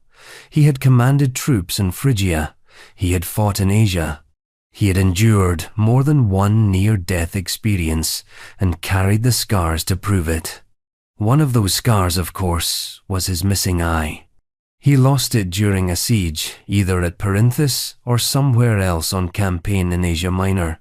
The details are debated, as ancient sources often are, but what is consistent is the damage. The wound destroyed the eye entirely and left the surrounding socket deeply scarred. In a time without reconstructive surgery, prosthetics, or even decent gauze, the disfigurement would have been stark.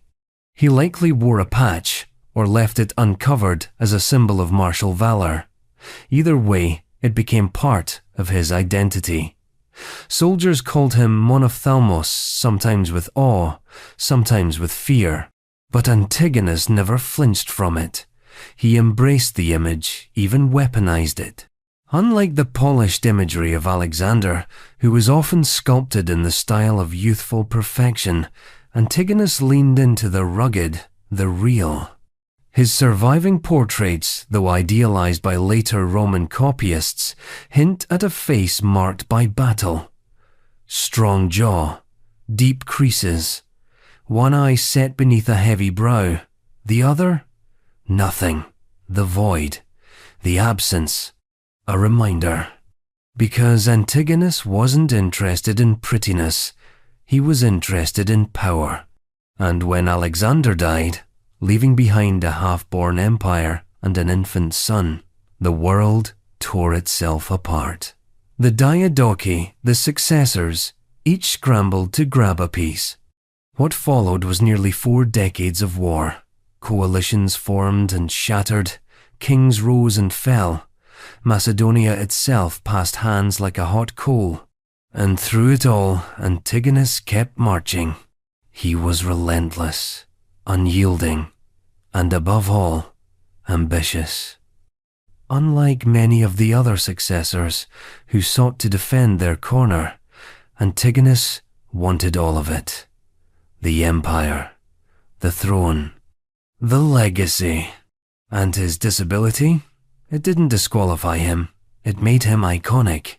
Here was a general who had lost an eye in the service of empire, who had given part of his face to history. He wore the loss like a badge, a relic of loyalty, or a promise of vengeance. Even as younger, flashier players entered the game. Demetrius, Seleucus, Ptolemy Antigonus stood tall. Uncompromising. Singular. He didn't hide. He didn't soften. He doubled down. But the propaganda machine still had to work overtime. Coins bearing Antigonus's image are rare and for a reason. The ancient world wasn't kind to physical imperfection in rulers. Even as he rose in power, there was a persistent tension. How do you present a disfigured king as divinely favored? The answer? You mythologize the disfigurement. In some court circles, his missing eye became symbolic, a sign that he saw truth more clearly than others, that he had sacrificed sight for insight, that he, unlike the squabbling successors, had vision.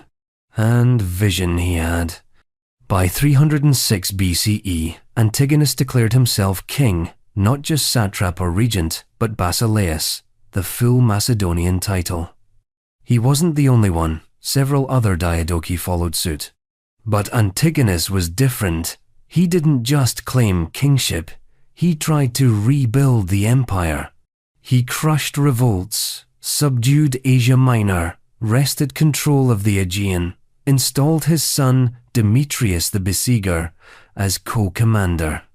The father-son team became infamous: Demetrius, the glittering playboy warrior, Antigonus, the one-eyed warfather. But there were cracks. The other successors, weary of his growing power, formed a grand coalition. In 301 BCE, at the Battle of Ipsus in central Anatolia, they confronted him with overwhelming force. The combined armies of Seleucus and Lysimachus met Antigonus and Demetrius in a showdown that would decide the future of Alexander's empire. Antigonus was over 80 years old. Blind in one eye, battle-worn, yet still in the center of the line. He refused to yield, even when the tide turned, even when Demetrius's cavalry was drawn away, even when his flanks began to fold.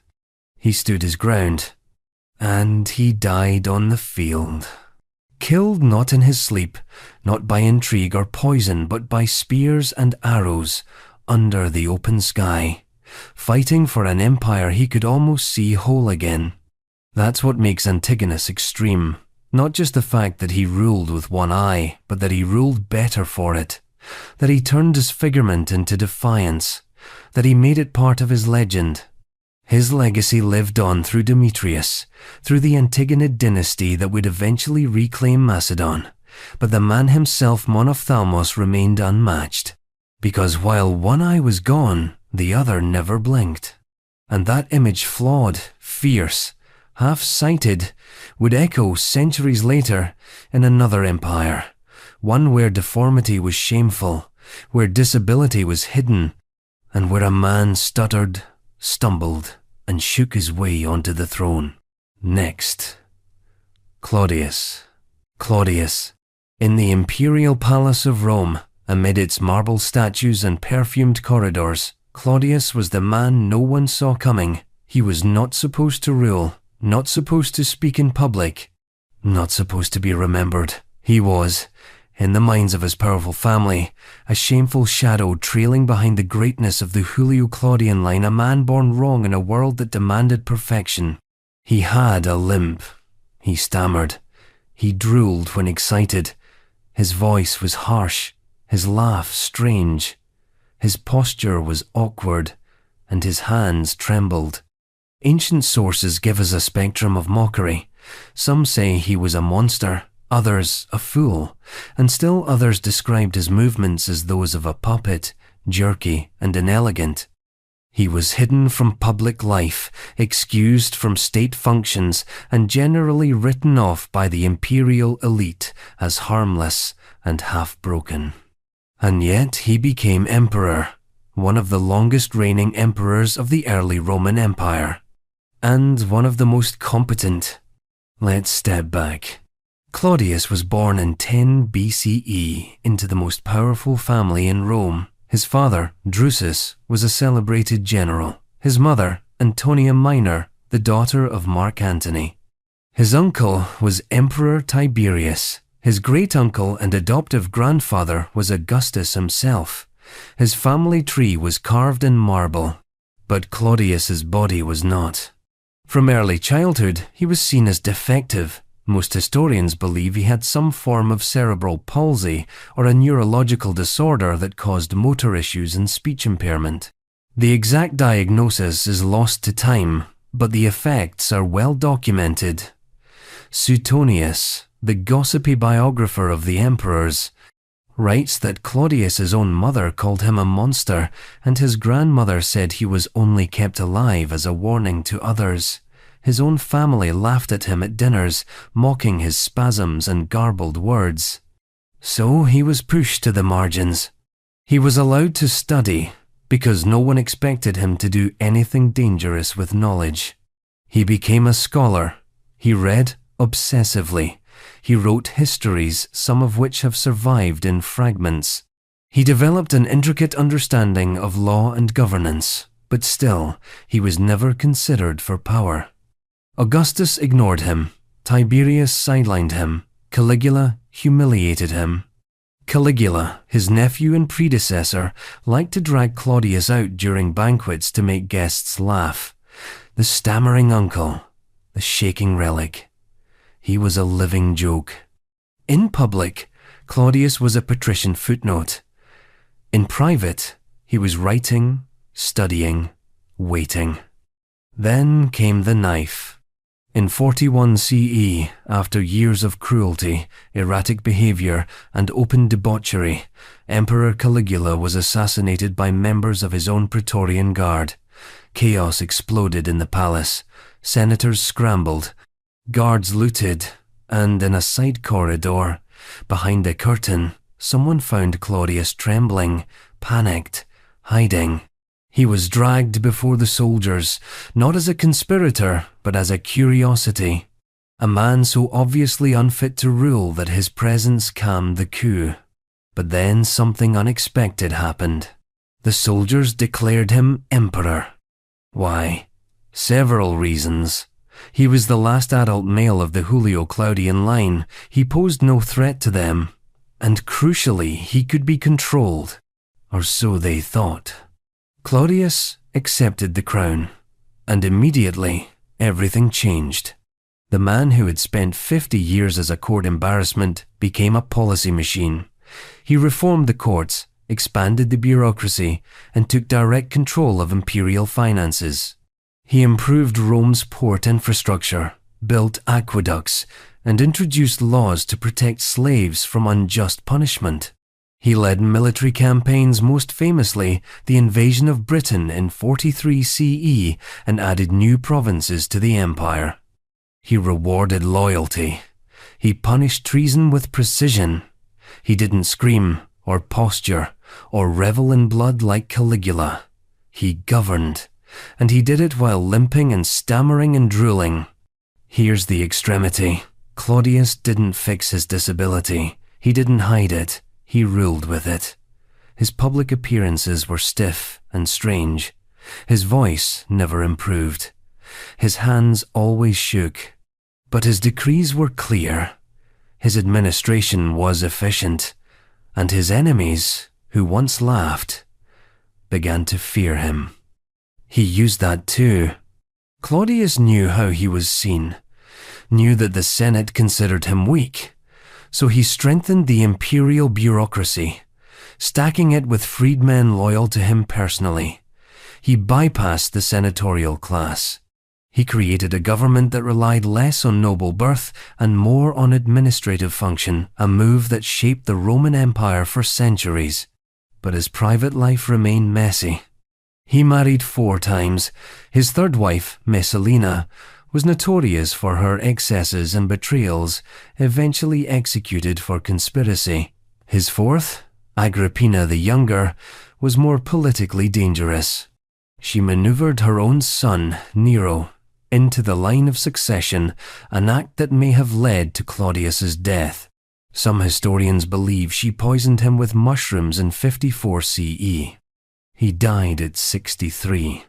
Some say in his sleep. Others say in agony. And Rome mourned not deeply, but respectfully. He was not beloved. He was not hated. He was a surprise. But his story is one of the most extreme reversals in royal history. A man born with visible, uncontrollable impairments, mocked by family, hidden by empire, dragged into power as a puppet. And yet, he ruled with more intelligence and effectiveness than the golden boys before him. His legacy is paradoxical. The disability that had once been his prison became his weapon. He used others' underestimation as armor. He wrote laws while others wrote poems. He stabilized while others postured. He saw what others didn't, perhaps not clearly, but deeply. And though Claudius's body had betrayed him since birth, the next monarch on our list faced a betrayal of form as well, but one sculpted not by nature, but by disease, a spine that curved, a figure that twisted, a reputation warped beyond repair by Tudor propaganda. Next, Richard III. Richard III. For centuries, Richard III was the villain king. The child, murdering, throne-stealing, hunchback devil immortalized by Shakespeare's quill and reinforced by Tudor propaganda. His very body, we were told, betrayed the rot within, a deformed back, a twisted soul. Crookback Richard, hunched and snarling, a monster in a crown. But history is crueler than fiction, and reality even crueler still. Because Richard III did, in fact, have a severe physical deformity. But it wasn't the grotesque caricature penned for Elizabethan theatre. It was real, anatomical, painful, and profoundly misrepresented. He had scoliosis, a serious curvature of the spine. His ribcage was rotated. His right shoulder sat higher than the left. By the time he reached adulthood, Richard's torso had visibly twisted. He wasn't a misshapen goblin, but he was visibly and permanently physically different. His spine bent like a question mark, challenging everything a medieval king was supposed to embody: strength, symmetry, command. And in medieval England, appearance was politics. Let's go back. Richard was born in 1452, the 11th child of Richard, Duke of York, and Cecily Neville. His bloodline was impeccable. He was Yorkist royalty through and through, descended from Edward III on both sides. But he entered the world during one of the most vicious civil conflicts in English history, the Wars of the Roses. The Plantagenets were eating each other alive. Lancaster versus York, brother against cousin, throne against throne. Into this came Richard, small, quiet, serious. As a boy, he was sent to train under the Earl of Warwick, the kingmaker. He learned war, law, governance. He saw the court not as a place of opulence, but as a field of knives. But the body told its own story. His scoliosis didn't kill him, didn't cripple him, but it shaped him. Modern forensic analysis shows the curve began during adolescence, growing worse with age. He likely experienced chronic pain. He probably stood with an uneven gait. He might have worn specially tailored armor or had difficulty riding long distances without discomfort. His chest would have appeared slightly compressed, his silhouette distinct, and yet he became a warrior. That's the contradiction. Despite his spinal deformity, Richard led troops into battle. He wasn't cloistered in castles or shadowed by clerics. He fought at Barnet and Tewkesbury. He charged. He killed. He survived. The twisted spine didn't prevent him from becoming one of the most militarily competent nobles of his generation. In 1483, after the sudden death of his brother, Edward IV, Richard was named Lord Protector for his 2-year-old nephew, Edward V. The young king never made it to coronation. Within months, Richard took the crown for himself. The princes Edward and his brother Richard vanished into the Tower of London, and Richard III's fate was sealed. The disappearance of the princes remains one of history's great cold cases.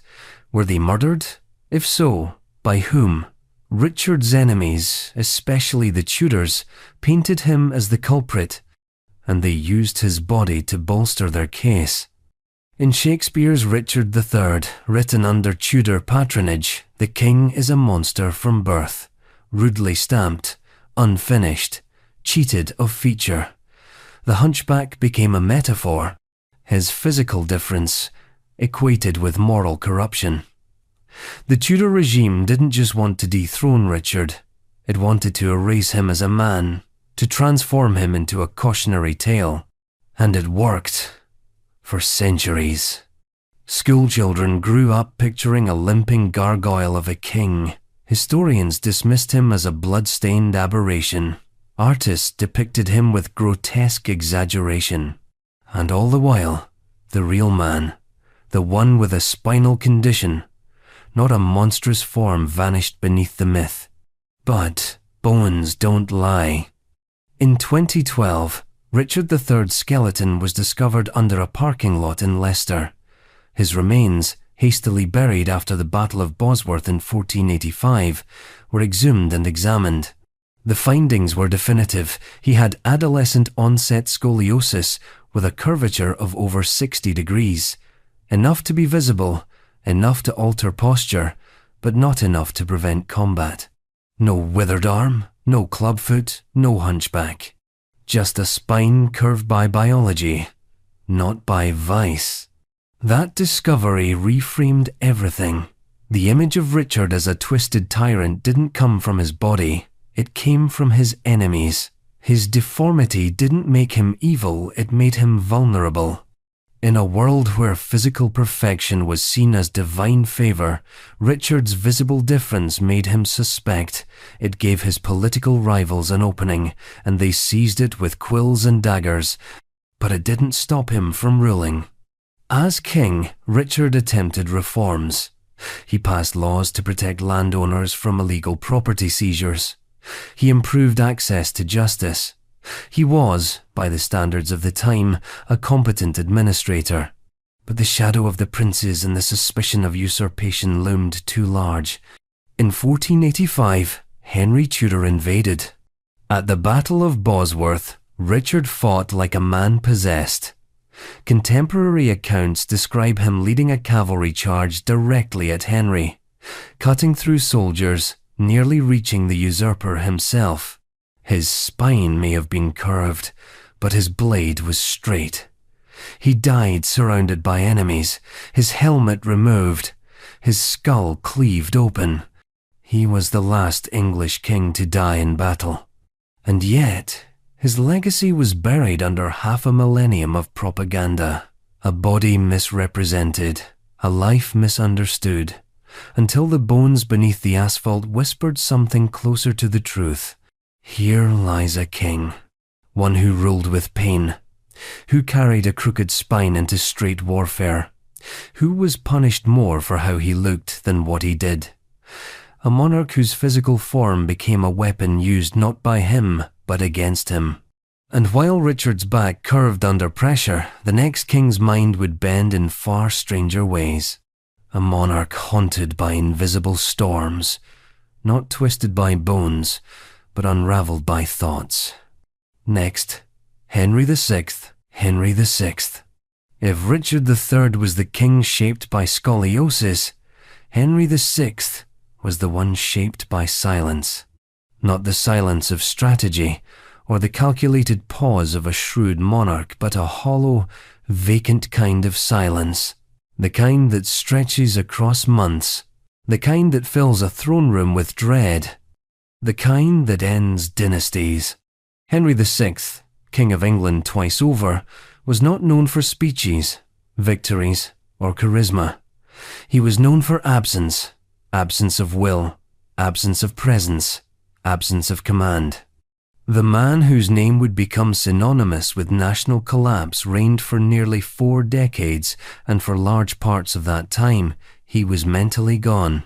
He wasn't born into a broken legacy, quite the opposite. Born in 1421, he was the only son of Henry V, the warrior king of Agincourt fame, the English thunderbolt, who came within a hair's breadth of conquering France. Henry V was everything a medieval monarch was supposed to be: virile, victorious, commanding. His son inherited none of it. When Henry V died in 1422, the infant Henry VI became king at just 9 months old. He was the youngest monarch in English history, a baby swaddled in crimson, cradled by regents, and shielded from reality. England's glory days ended the day he took the throne. From the beginning, he was delicate. Not in body, he was reasonably healthy, but in spirit, quiet, introspective, gentle to a fault. Where his father had swung swords, Henry preferred prayer. He was more monk than monarch. His tutors praised his piety and patience, but worried about his detachment. He rarely laughed, rarely grew angry, rarely engaged. He floated through royal life like a man under water. Still, for a time, England held. The regents managed affairs until Henry came of age in 1437, but the moment he took personal control, the decline began. He was passive. He trusted the wrong people. He couldn't manage court factions. And while his advisors battled for control, France began reclaiming its territory. One by one, England's hard-won gains evaporated. But the true breakdown didn't come until 1453.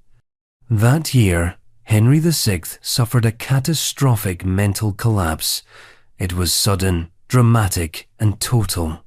He stopped speaking, stopped moving, couldn't recognize his own child, couldn't react to stimuli.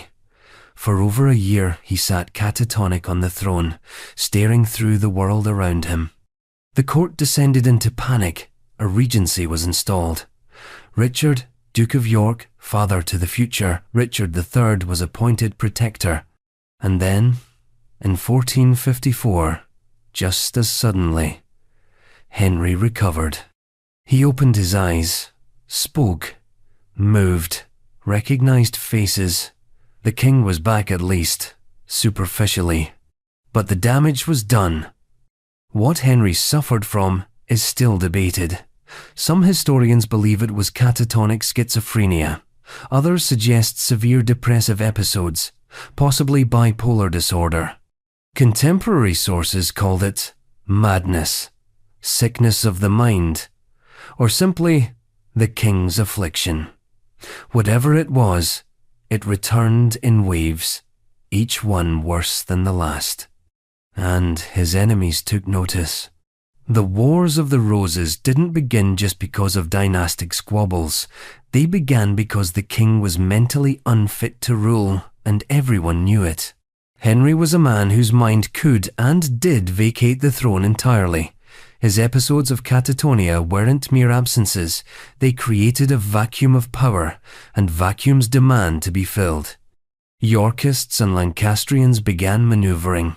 Queen Margaret of Anjou, Henry's formidable wife, took control in his stead, leading the Lancastrian cause in what would become a dynastic civil war. But even when he wasn't fully incapacitated, Henry's fragility was palpable. He lacked authority. He couldn't rally troops, couldn't inspire loyalty.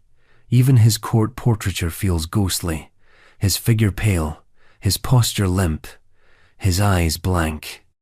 Unlike monarchs who hid physical deformities, Henry couldn't hide what was happening inside. His blank silences in court became legend. Ambassadors would visit and report that the king sat motionless for hours.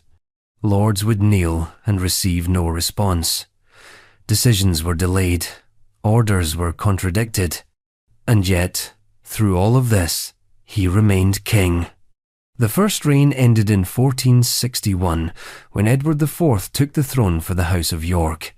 Henry fled, he hid in the north, was captured, paraded through London in humiliation, then imprisoned in the Tower. But in 1470, a bizarre twist brought him back. A temporary Yorkist breakdown and the defection of the Earl of Warwick restored Henry to the throne. For 6 months, he reigned again, though not really. He appeared in public, yes, but witnesses describe him as gaunt, vacant, barely responsive, a puppet in royal robes. Queen Margaret and Warwick ran the country. Henry stood like a prop. Then, in 1471, Edward IV returned. Battle was joined. Henry's son and heir, Edward of Westminster, was killed.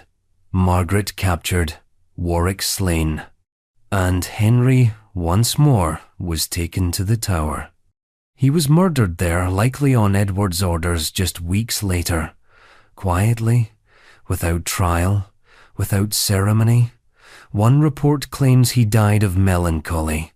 More likely, it was a dagger in the dark. But Henry VI wasn't remembered for battles. He was remembered for blankness. His reign was defined not by what he did, but by what he didn't. He didn't fight, didn't govern, didn't rule. He simply was, and sometimes not even that. And yet, here lies the extremity. Despite his mental fragility, Henry VI remains the only English king to have lost the crown twice and regained it once. His illness became a national crisis, his mind a public battleground, his silence the most deafening roar of the era. And as the country fractured around him, the myth of the Mad King began to harden. England would never forget the image of a monarch staring into the void. But if Henry's madness was intermittent, the next king's was unrelenting. His demons did not come in waves, they lived inside him, loud and daily. He didn't just withdraw from power, he tore through it. France's king of fire and hallucination, who danced with ghosts and feared his own reflection. Next, Charles VI, the mad Charles VI. the Mad. In the gold-gilded halls of the French monarchy, where divine right shimmered through polished mirrors and royal protocol masked mortal failings, King Charles VI of France didn't just fracture, he shattered. Not suddenly, not quietly, but in bursts of violent delusion, chilling clarity, and prolonged silence. Over a reign that lasted more than 4 decades, Charles VI came to embody the unthinkable, a king at war with his own mind. He was known as Charles the Beloved when he came to power in 1380.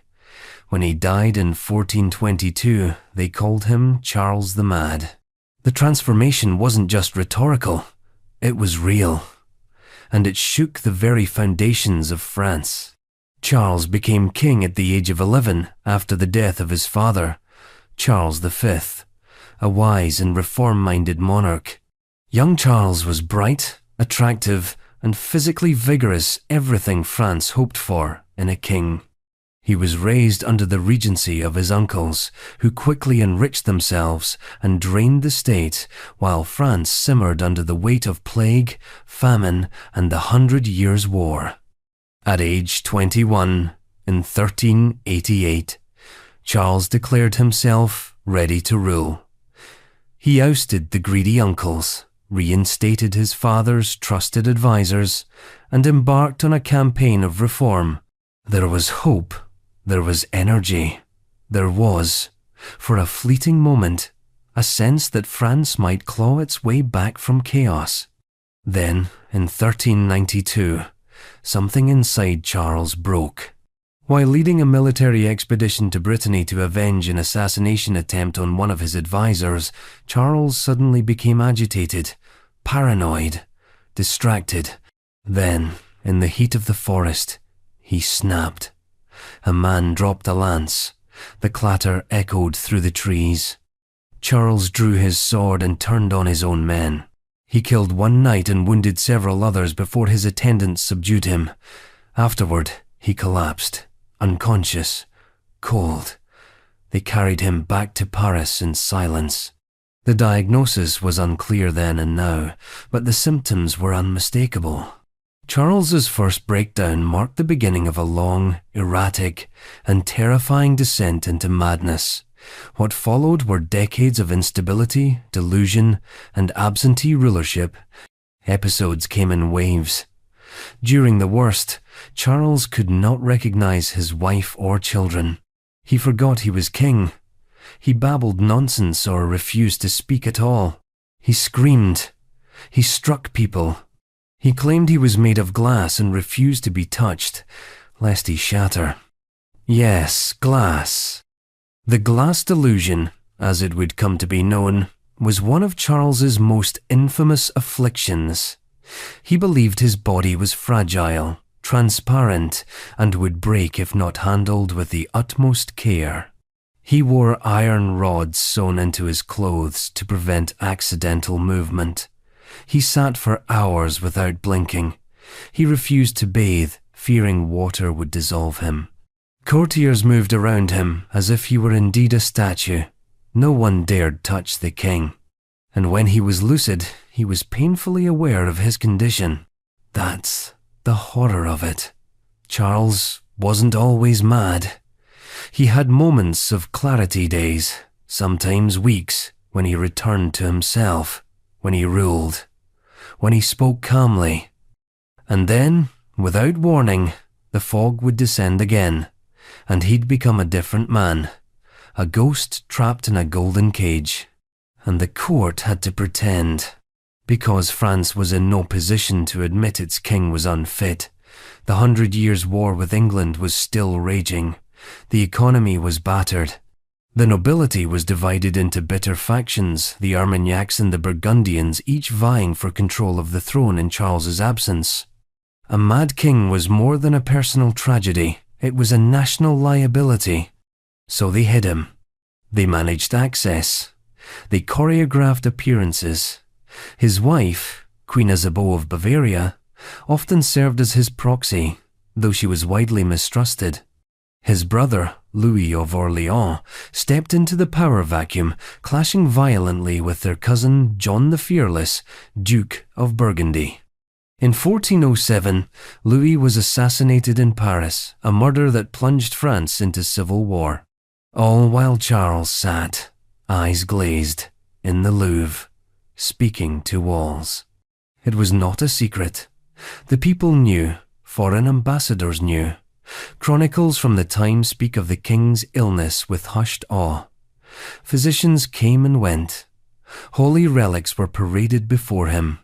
He was bled, purged, prayed over. Nothing worked.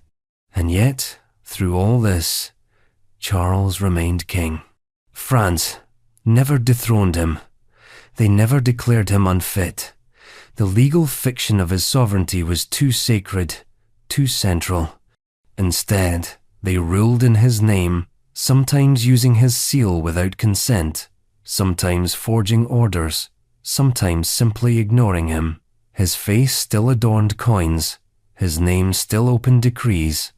It was a monarchy in denial, a crown with no center, and the consequences were catastrophic. In 1415, England under Henry V invaded again. The Battle of Agincourt was a slaughter. French knights, disorganized and divided, were massacred. The royal house was too fractured to respond. By 1420, Charles was so removed from governance that his queen signed the Treaty of Troyes, disinheriting their son, the Dauphin, and naming Henry V heir to the French throne. It was a betrayal rooted in desperation. Charles, alive but unreachable, was powerless to stop it. He died in 1422, within weeks of Henry V's own death. France was now officially split, part ruled by the English, part by the loyalists of Charles's son, the future Charles VII. The country Charles VI left behind was broken, divided politically, scarred emotionally, and haunted by the image of a king who believed he was glass. But make no mistake, Charles was not merely a victim. His reign represents one of the most extreme cases of royal disability in recorded history. He wasn't hidden away in infancy or removed after a single collapse. He remained on the throne for 42 years, oscillating between lucidity and madness, while a nation tried to function around him. His illness was not just mental, it was structural. The monarchy bent around it, the court warped itself into something barely recognizable, and the kingdom already fragile broke. Yet, as extraordinary as Charles's madness was, his body remained intact. The next monarch was not so lucky.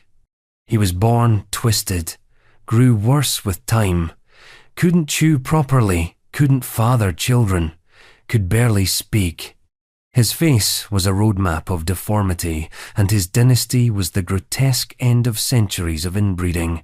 Next, Charles II, El Hechizado. Charles II, El Hechizado. In the corridors of the Spanish royal court, beneath the chandeliers and gilded tapestries, one man's face told the story of an empire in decline.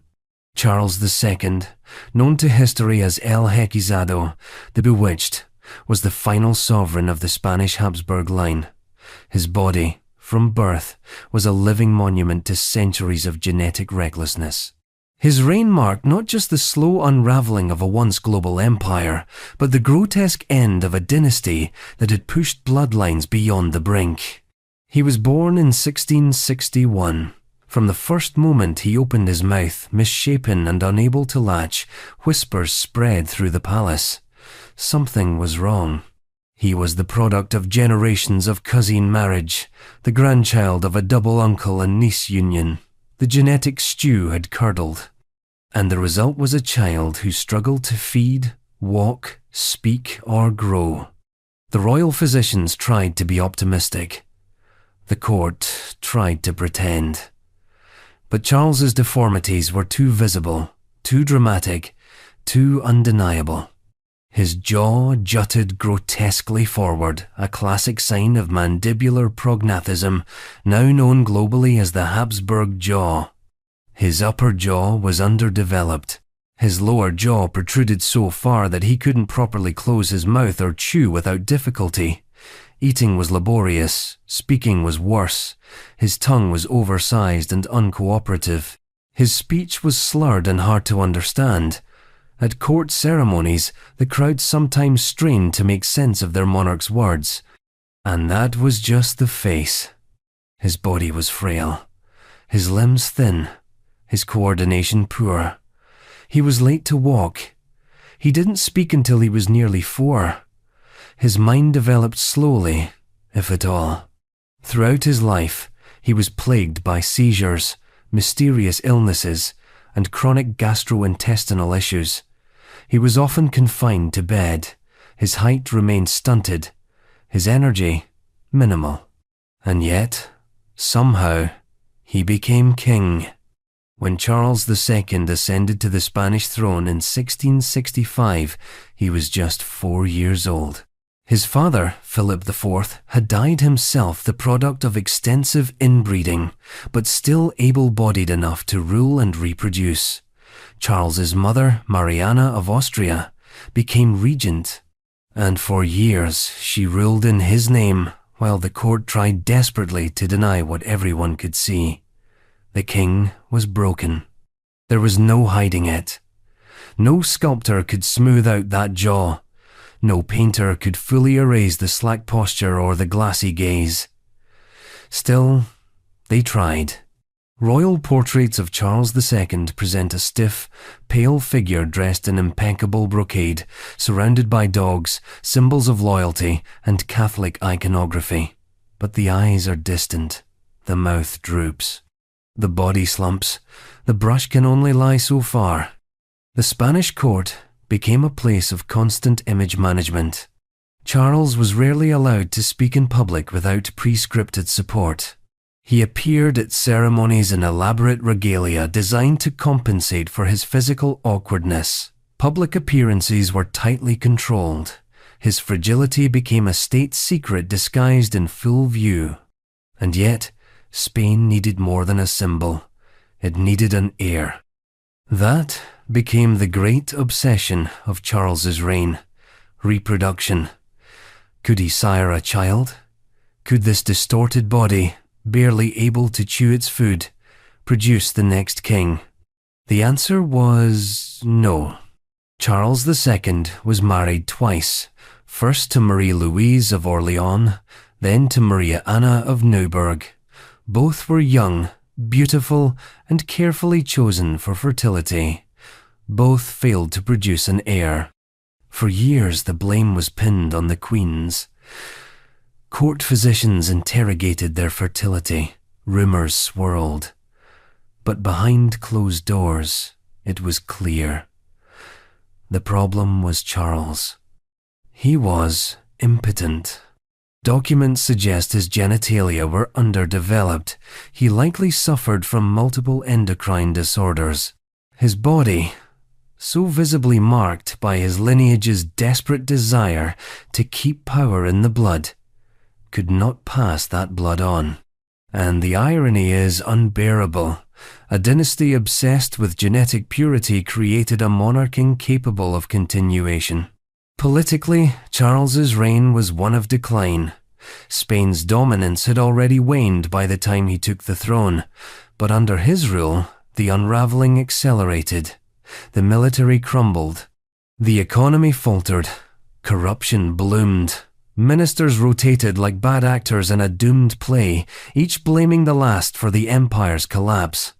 Charles, mostly passive, was rarely the villain but never the solution. His mother dominated early policy, appointing her favorites and alienating the nobility. Later, various factions jockeyed for control.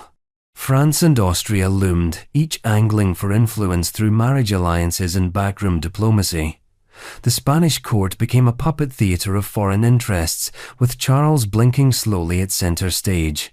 His nickname, El Hechizado, was born from more than just mockery. Many in Spain genuinely believed Charles was cursed. How else to explain his failings? The sickly boy. The impotent man. The monarch who couldn't command a horse, a parliament, or a bedroom, exorcists were summoned, holy relics paraded, black magic was blamed. They were fighting genetics with incense. And it only got worse. In his final years, Charles degenerated rapidly. His body withered. He could barely digest food. His skin turned sallow. He hallucinated. He heard voices. He believed himself possessed. His court watched, helpless, as the king slipped into decay. He made desperate pilgrimages to healing shrines. At one point, he ordered the disinterment of his dead ancestors so he could examine their corpses, seeking answers among the bones of the men who had cursed him. He died in 1700, at the age of 38, without an heir. His death ended the Spanish Habsburg line. The War of Spanish Succession would follow a continent-wide conflict sparked by one man's sterile body. And here lies the extremity. Charles II wasn't just disabled, he was the disability of a dynasty. His entire body, jaw, gut, spine, mind was a roadmap of genetic collapse. He was the living consequence of dynastic obsession, the final syllable in a centuries-long experiment in hereditary power. No spin could mask it, no art could beautify it. Charles's deformities weren't whispers, they were declarations. His face didn't just reflect a failing king, it reflected a failing system. But Charles was not alone. His jaw wasn't unique. His features weren't isolated. His body was the collective inheritance of a family line obsessed with itself. And that line across generations produced rulers as visibly marked as he was. Next, the Habsburg dynasty. The Habsburg dynasty. If Charles II was the grand, grotesque finale, then the Habsburg dynasty was the epic saga that set the stage generation after generation of Europe's most powerful family breeding itself into biological implosion. This was not just royalty, it was genetic theology. Bloodlines sanctified by divine right and cemented by marriage contracts written in Latin and sealed with cousinly kisses. For over 5 centuries, the Habsburgs ruled an empire where titles outnumbered teeth and deformity was a side effect of ambition. Their motto, "Let others wage war, you, happy Austria, marry." And marry they did, again and again. Across borders, branches, and increasingly narrow gene pools. The Habsburgs didn't just intermarry with other royal houses, they intermarried with themselves. Uncles with nieces, first cousins, double cousins. The Spanish and Austrian lines twisted around each other like a double helix with a death wish. And nowhere was the cost of that ambition more visible than in their faces. The Habsburg jaw, technically called mandibular prognathism, became the most iconic and grotesque hallmark of royal inbreeding. It wasn't just a cosmetic quirk. It was a deformity that could make chewing difficult, speech impaired, and facial expressions stiff or unnatural. A forward-thrusting lower jaw, a receding upper jaw, often accompanied by thick lips, a bulbous nose, and an elongated face. Over time, the features grew more pronounced. Subtle asymmetry gave way to cartoonish imbalance. Portraits show monarchs whose mouths never quite closed, whose chins jutted defiantly at history, whose lineage was carved in the bone. And it wasn't just Charles II. Philip IV, his father, had the jaw. Ferdinand IV had it. Maximilian I had the nose and the droop. Every generation compounded the deformity not just physically, but politically. Because as the royal bloodline narrowed, so too did the options for marriage, succession, and governance. Power was consolidated, yes, but at the expense of vitality. The body politic became a literal body, sick, twisted, fragile. In 2019, A group of geneticists published a study that analyzed 11 portraits of Habsburg monarchs, cross-referenced with genealogical data. The findings were clear. The degree of inbreeding in the Habsburg line correlated directly with the severity of their jaw deformities. Charles II, the most inbred of them all, scored off the charts. His inbreeding coefficient was 0.254, the equivalent of the child of siblings. But while Charles was the terminus, he was not the only warning sign. Philip II of Spain, who ruled during the Spanish Golden Age, suffered from chronic health problems, depression, and a rigid, melancholic personality. Symptoms that modern historians suggest may also have stemmed from genetic complications. His portraits show a jaw like a shelf, his expression frozen, his gaze distant. Emperor Leopold I, ruling from Vienna, had a famously elongated face, deep-set eyes, and thick lips, his features so distinct that caricatures of him were banned. He was deeply devout and highly intelligent, but physically awkward and likely infertile for much of his life. Then there was Emperor Charles V, one of the most powerful monarchs in European history, ruling both the Holy Roman Empire and Spain at its peak. His face was so striking that even his allies noted it. The jaw protruded, the speech was slurred, and still, he conquered continents. His physical condition didn't prevent greatness, but it became part of his mythos. The man with a world empire and a face shaped like a fortress wall. For the Habsburgs, deformity was normalized. The portraits don't flinch. There are no attempts to beautify. The artists simply painted what they saw. Jaws out of alignment, mouths unable to close, eyes sunken beneath heavy brows. The deformity became aesthetic, part of the brand. You could tell a Habsburg by their silhouette. Their profile was currency. But behind those canvases were lives warped by biology. Mandibular prognathism is not merely cosmetic. It affects eating, digestion, and speech.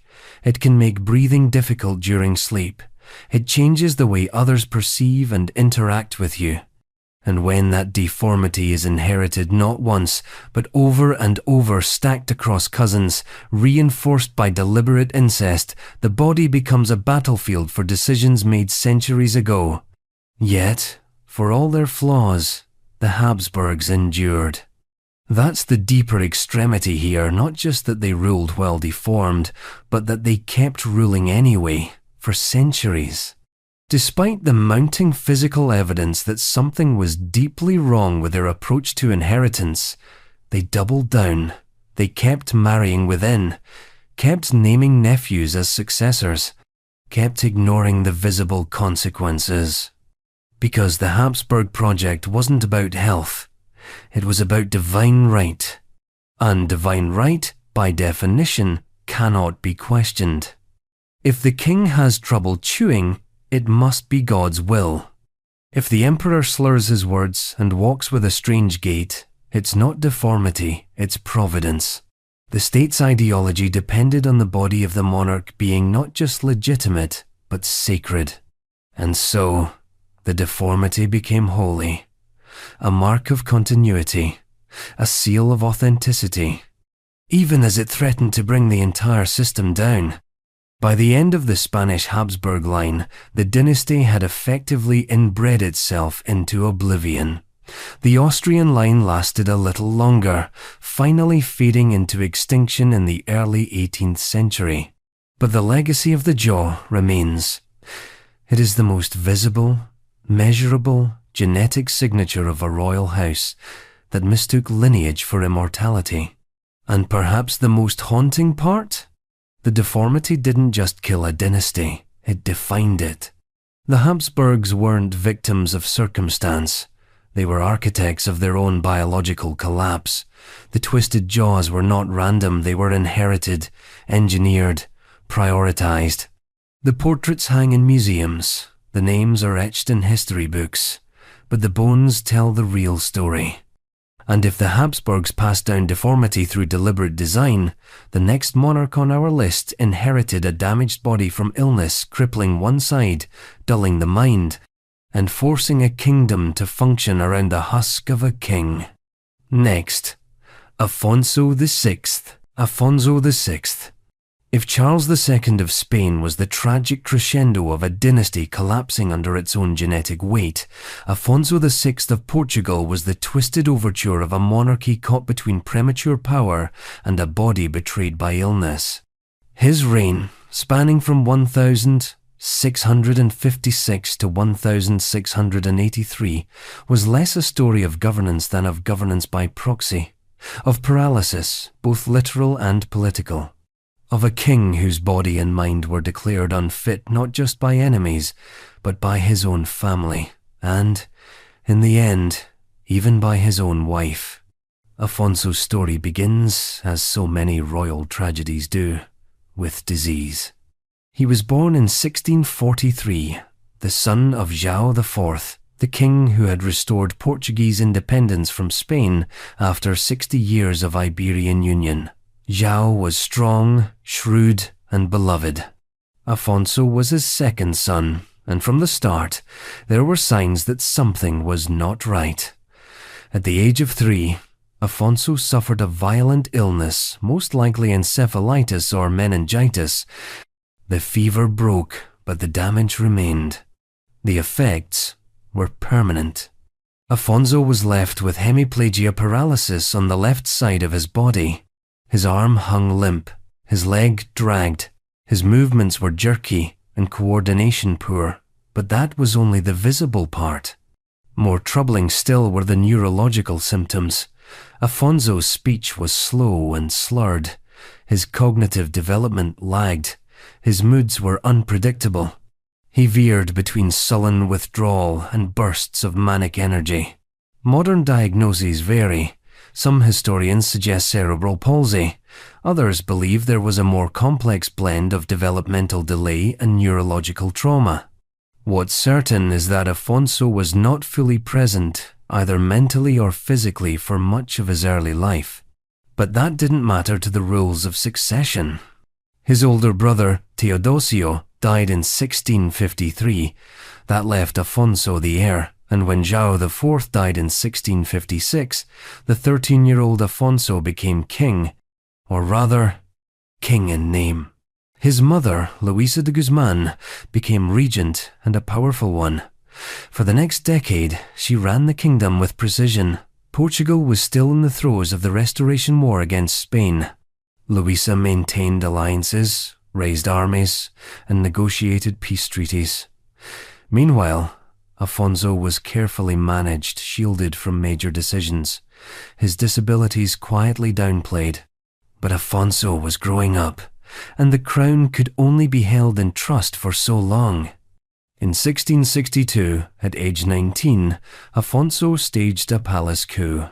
Backed by a faction of nobles tired of Luisa's control, he forcibly removed his mother from power and exiled her to a convent.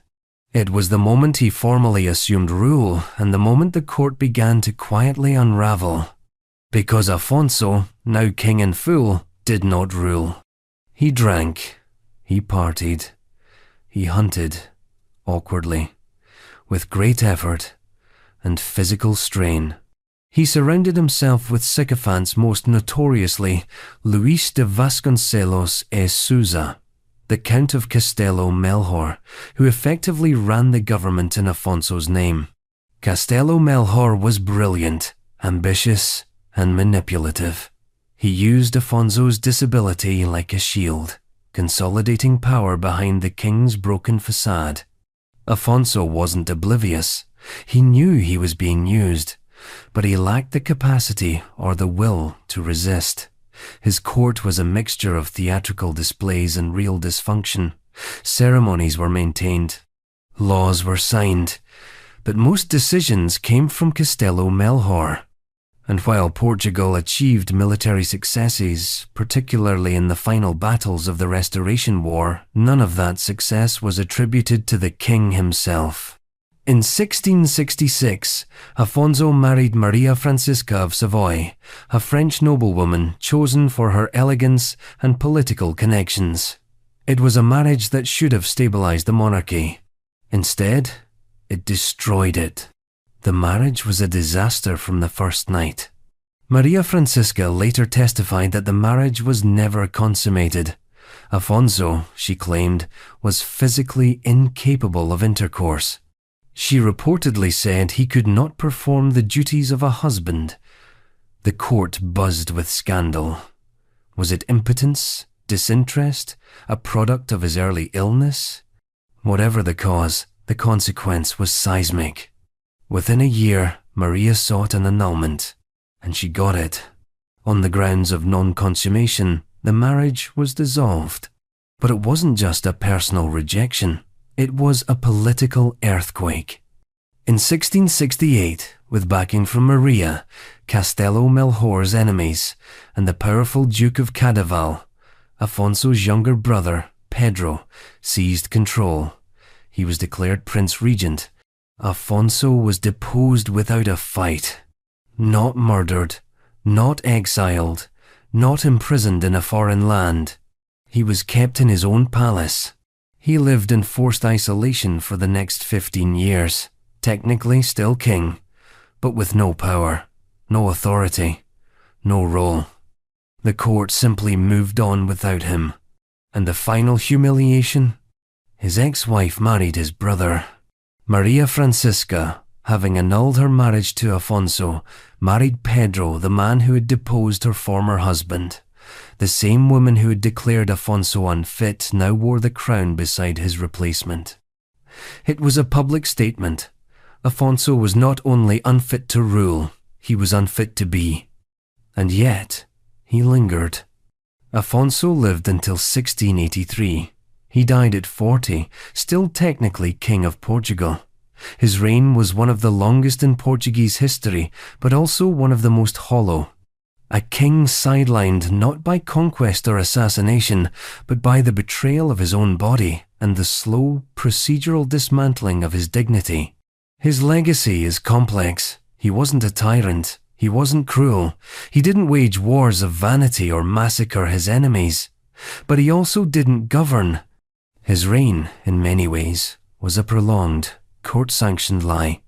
The pageantry of monarchy maintained around a man who could not fulfill its most basic expectations. He was not born to fail, but he was built to fall. And fall he did, gracefully, quietly, utterly. But while Afonso's collapse was administrative, the next monarch's descent was internal.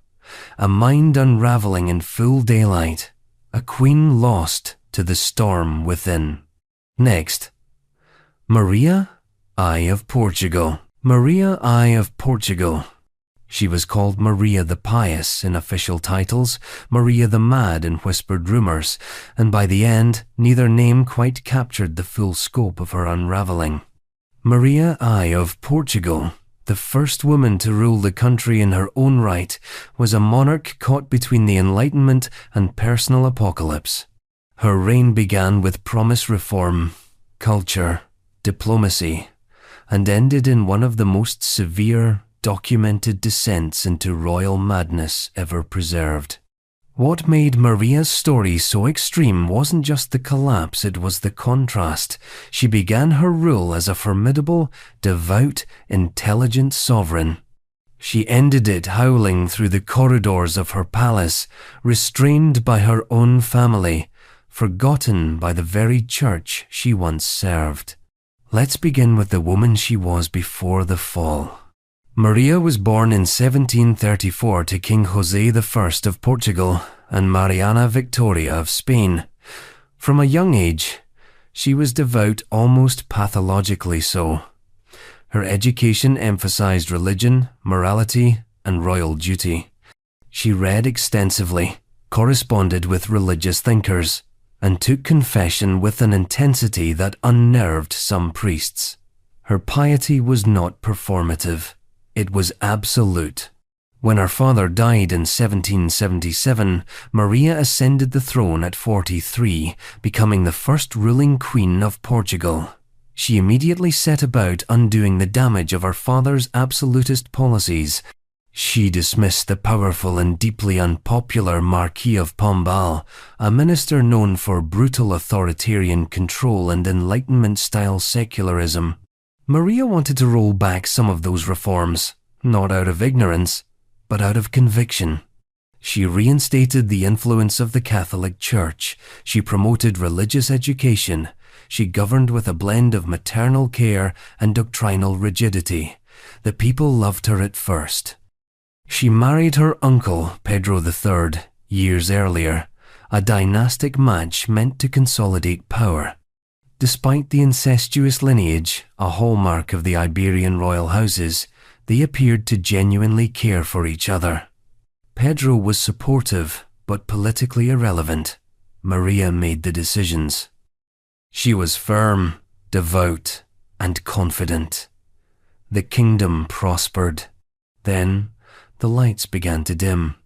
The first tremors of instability appeared in the 1782nd. Her eldest son, Jose, died of smallpox. It was a sudden, devastating loss.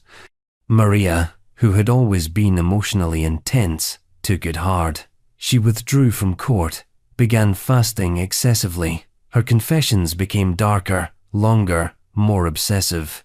She started experiencing hallucinations, visions of demons, of damnation, of God's wrath. Then her husband, Pedro, died. Her mental state crumbled further. By 1792, the Queen was no longer functioning as a ruler. Her behavior was erratic, often violent. She wept uncontrollably for hours. She screamed at night. She had to be physically restrained. Her religious fervor had mutated into something terrifying. She believed she was eternally damned, that she had committed unpardonable sins. She refused to eat, claiming to be unworthy of sustenance. She believed the walls were watching her, that angels were cursing her, that the throne itself was an affront to God. It wasn't grief anymore. It was psychosis. The court, horrified and embarrassed, began the familiar ritual of concealment. Maria's son Joe, later Joe VI, assumed power as regent in 1799, but Maria was still alive, still technically queen, so she was hidden away. Not in exile, not in a convent, in her own palace. Doctors were summoned. The most famous was Francis Willis, the same English physician who had treated King George III. Willis arrived in Lisbon in 1793 and assessed the Queen. His diagnosis was blunt, incurable. He recommended strict seclusion, minimal stimulation, and a rotating staff of attendants trained to manage violent outbursts. Maria's illness, likely a form of bipolar disorder with psychotic features or schizophrenia, had reached a permanent, catastrophic stage. She would never recover. And yet, Portugal had to continue. As Europe erupted in the Napoleonic Wars, Maria remained a silent, unseen presence behind the curtains of the royal court. She was still the queen. Coins bore her name. Decrees were written in the name of her most faithful majesty. But she had no voice in governance, no place in statecraft.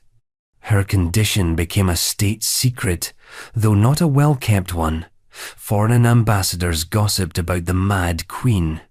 Portuguese citizens whispered that the monarch was possessed. Religious officials, many of whom had once adored her piety, now avoided involvement, fearing scandal. By 1807, the French army was advancing.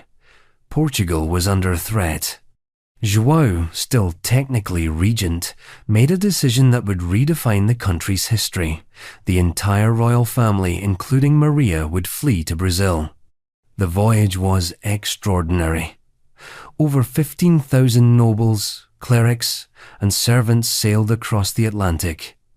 Maria, disoriented and sick, was among them. Her madness did not subside on the ocean. She screamed during storms. She wept for lost children who were never born. She believed the sea itself was a form of purgatory. And all the while, her attendants managed her with quiet professionalism, as they had for over a decade. In Brazil, the Portuguese court established itself in Rio de Janeiro. It became the de facto capital of the empire, and Maria became the first European monarch to rule from the New World, though, again, only in name. She lived in seclusion in a palace turned asylum, surrounded by walls, priests, and whispers. She was a monarch in limbo, no longer queen in fact, but never formally deposed. She died in 1816 at the age of 81. Her reign, officially the longest of any Portuguese monarch up to that point, was both one of Portugal's most progressive and most tragic. A woman who began as a powerful, respected sovereign died believing she was in hell. Her illness wasn't physical. It left no visible deformity, but it was no less disfiguring, no less extreme. Maria, I was a monarch trapped in the prison of her own mind. She wasn't incompetent. She wasn't a puppet. She was a ruler undone by sorrow, racked by belief, and abandoned by biology. Her madness wasn't sudden. It was an avalanche that began with grief and ended in spiritual annihilation. And while her mind fractured under the weight of loss and faith, the next royal on her list inherited a more ancient affliction. A body racked by seizures, shaped by superstition, and crowned not with confidence but with the trembling quiet of an emperor who reigned under constant threat from within. Next, Ferdinand I of Austria. Ferdinand I of Austria. To rule an empire while shaking uncontrollably is one thing. To do it while everyone around you is pretending you're not shaking at all, that's a very different kind of tragedy. Ferdinand I of Austria, Emperor of the Habsburg Empire, from 1835 to 1848, was a man born into one of Europe's most rigid and ceremonial dynasties, only to become its softest secret. His reign is less a chronicle of deeds than of dysfunction. His legacy, a whisper, a tremor, a reign so devoid of actual rule that history often forgets it happened at all. Ferdinand was born in 1793 into the already genetically compromised Habsburg dynasty, son of Emperor Francis II and Maria Theresa of Naples and Sicily, both of whom carried Habsburg blood. The dynasty had long paid the biological price for its obsession with dynastic purity, and Ferdinand was no exception. From infancy, it was clear that something wasn't quite right. He had difficulty controlling his limbs. His head jerked involuntarily. He was prone to seizures, violent, full-body convulsions that could strike without warning. And he had many. By the time he was an adolescent, he was experiencing regular epileptic seizures. Some historians estimate he suffered hundreds, perhaps thousands, over the course of his life. He also exhibited signs of developmental delay. His speech was labored, his handwriting was nearly illegible, his memory was erratic. While he was not unintelligent, his cognition was uneven, brilliant at moments, baffled at others. Today, most historians believe Ferdinand lived with a combination of epilepsy and intellectual disability, exacerbated by generations of Habsburg inbreeding. In an era with no effective treatments for neurological conditions, his caretakers did what royal systems always do when faced with inconvenient truth. They wrapped it in velvet and pretended it wasn't there. They taught him court manners, fed him lines, ensured he learned Latin, though his tutors reported he often forgot entire passages the next day. They tailored his public appearances to the minute, choreographing his movements so carefully that even his seizures could be masked as fatigue. He was kept away from real power. He was paraded, adored, shielded. And when his father died in 1835, Ferdinand was crowned Emperor of Austria. Not because he was ready, not because he was wanted, but because no one else could be. The Habsburg Empire in the 1832nd was enormous, multicultural, and volatile. It encompassed modern-day Austria, Hungary, Czechia, Slovakia, parts of Italy, Romania, Poland, and the Balkans.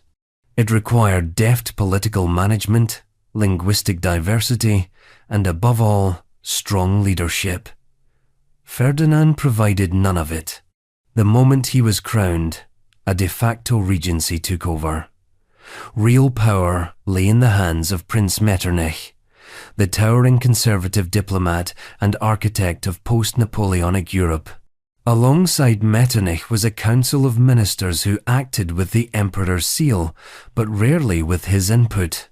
Ferdinand was emperor in title, but not in deed. He signed what he was told to sign, attended ceremonies where he was carefully monitored for signs of neurological distress, smiled, bowed, and waved.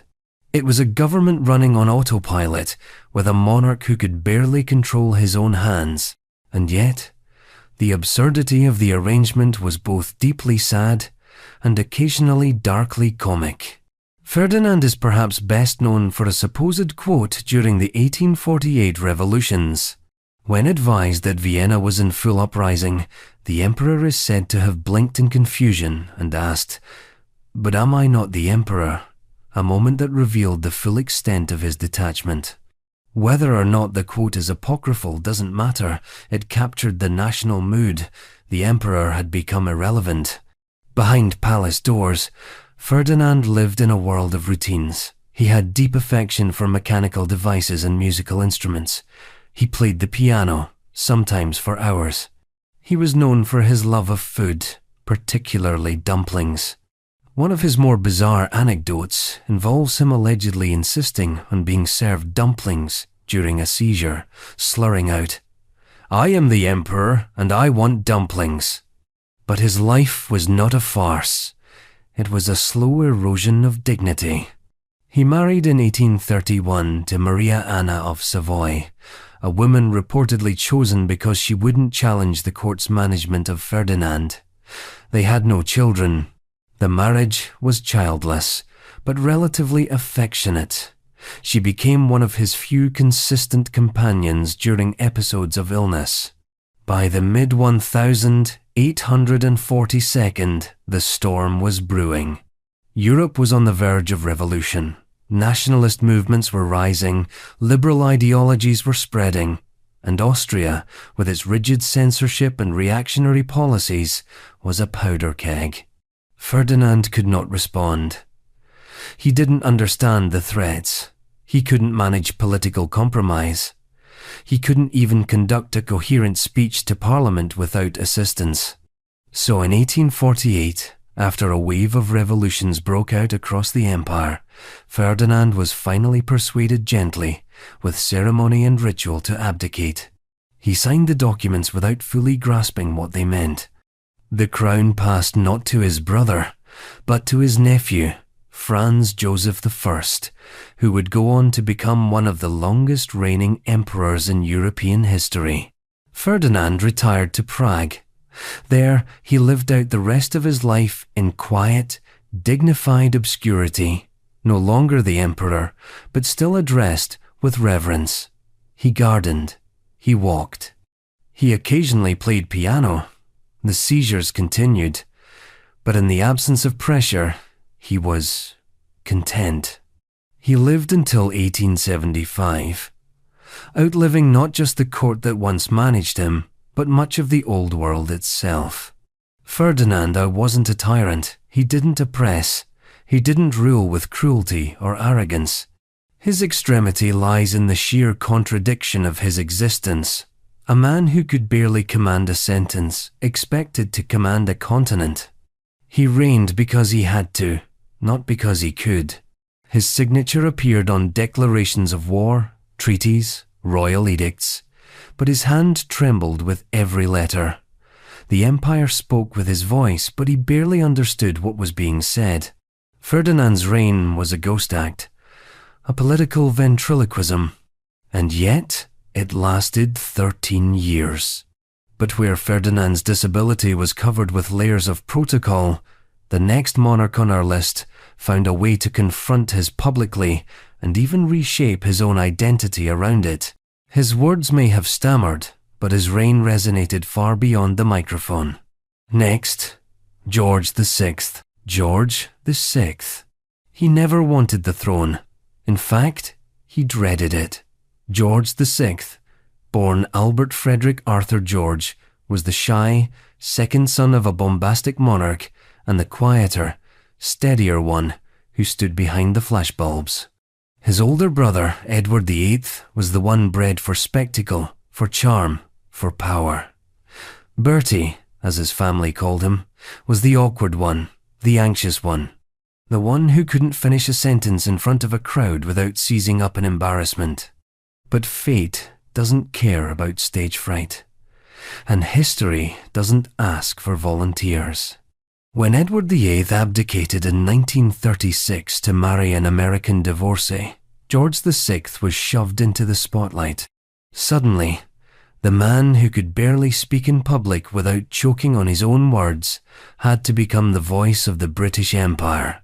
And that's where the extremity lies, not in the condition itself, but in the impossibility of the role it crashed into. George VI was a man with a crippling stammer, asked to lead a nation into war with his voice. And he didn't run. He endured.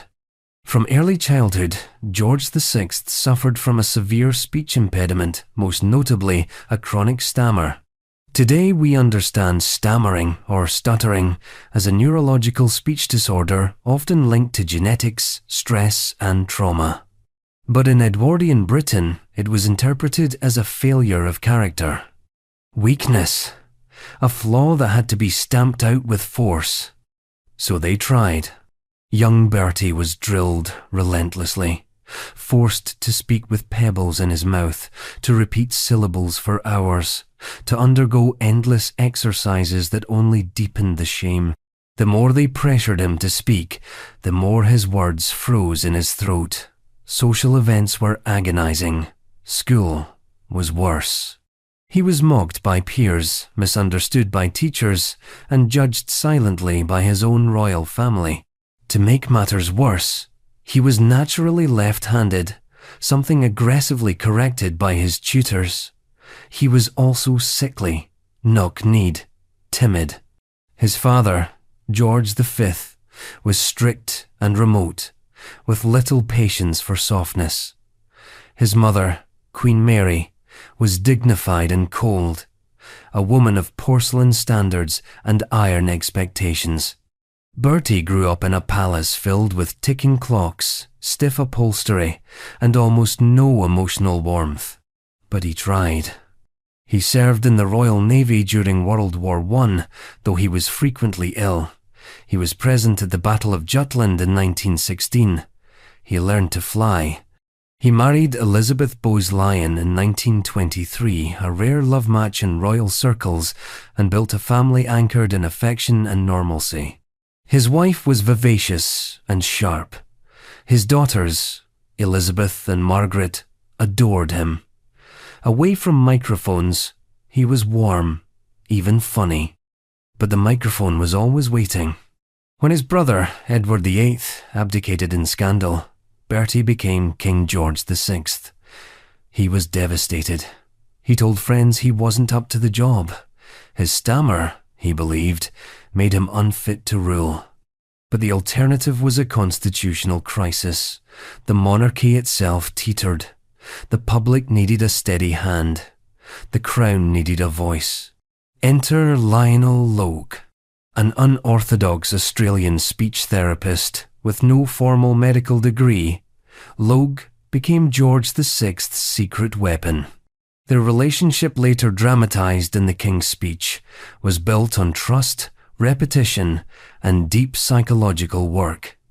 Logue didn't just teach the king how to breathe through syllables, he helped him confront the shame attached to speech. And the king worked, every day, practicing with marbles, rehearsing speeches line by line, developing strategies to manage nerves. He didn't overcome his stammer, he learned to master it just enough to speak. Then came the war. When Britain declared war on Germany in 1939, George VI had to address the nation via radio. It was the defining moment of his life. A man who had spent decades avoiding microphones now had to lead his people with one. The speech wasn't perfect. There were hesitations, tics, pauses that hung in the air like held breath. But it was his voice. The people heard it and believed in it. He wasn't eloquent, but he was sincere. He wasn't polished, but he was present. And in a world unraveling into chaos, that mattered more than rhetoric. Throughout the war, George VI became a symbol of quiet resilience. He refused to leave London during the Blitz. When Buckingham Palace was bombed, he famously said, "I'm glad we've been bombed. It makes me feel I can look the East End in the face." He toured hospitals, inspected bomb shelters, visited troops. He spoke often, always with careful preparation. His stammer never disappeared, but it became part of the persona, the king who stuttered and yet spoke. The monarch who found the courage to face his greatest fear, public speech over and over again, because his country needed him to. His health suffered. The stress of war, compounded by a lifelong smoking habit, led to chronic illness. He developed lung cancer, had part of his lung removed, his energy waned. But he carried on. He died in 1952, at the age of 56. His death was mourned deeply, not because of the pageantry, but because of what he had represented: duty without glamour, strength without spectacle. A king who wasn't born to lead, but became a leader anyway. George VI's disability was invisible until he opened his mouth, and when he did, the words came slowly, haltingly, imperfectly. But they came, and that, alone, was radical. In a world that demanded fluency, smoothness, and dominance, he offered something else: vulnerability, made royal. His reign showed that disability didn't have to disqualify leadership, that imperfection could humanize monarchy, that sincerity could substitute for eloquence. And for the first time in centuries, the British monarchy was emotionally accessible, not because of ceremony, but because the king stammered and still spoke. But while George VI confronted his disability, the next monarch on our list never had that luxury. His deformity was not internal. It was physical, visible, unhideable, so much so that every photo, every painting, every public appearance had to be choreographed to hide the arm that hung uselessly at his side. Next, Kaiser Wilhelm II. Kaiser Wilhelm II. From the moment of his birth, Wilhelm II, the last German emperor and king of Prussia, was destined to be a spectacle. Born in 1859 into the glittering web of European royalty, he was the first grandson of Queen Victoria and heir to the Prussian throne, the future Kaiser of a rising German empire. But behind the throne, behind the iron eagles and polished sabers, was a deeper truth. A truth that shaped not only the man, but the 20th century itself. Wilhelm II was born with a withered left arm, and he spent his entire life trying to pretend he wasn't. His birth was traumatic, literally. A breech delivery, mismanaged by doctors who pulled too hard on his left arm during extraction, resulted in permanent nerve damage, what we now recognize as Erb's palsy. The damage was immediate and irreversible. His arm never developed properly. It was shriveled, shorter than the right, largely immobile, and noticeably weaker. He could not raise it above shoulder height, could not grip with full strength. could not ride a horse with both hands or wield a sword convincingly. For a Hohenzollern prince in the age of blood and iron, this was more than inconvenient. It was catastrophic. Because Wilhelm wasn't just royalty, he was supposed to be Prussian royalty. Raised in the stern militaristic tradition of Frederick the Great, Wilhelm was taught that strength was virtue, posture was politics, and physical flaw equaled weakness. There was no space in the Prussian court for vulnerability, especially not in the future emperor.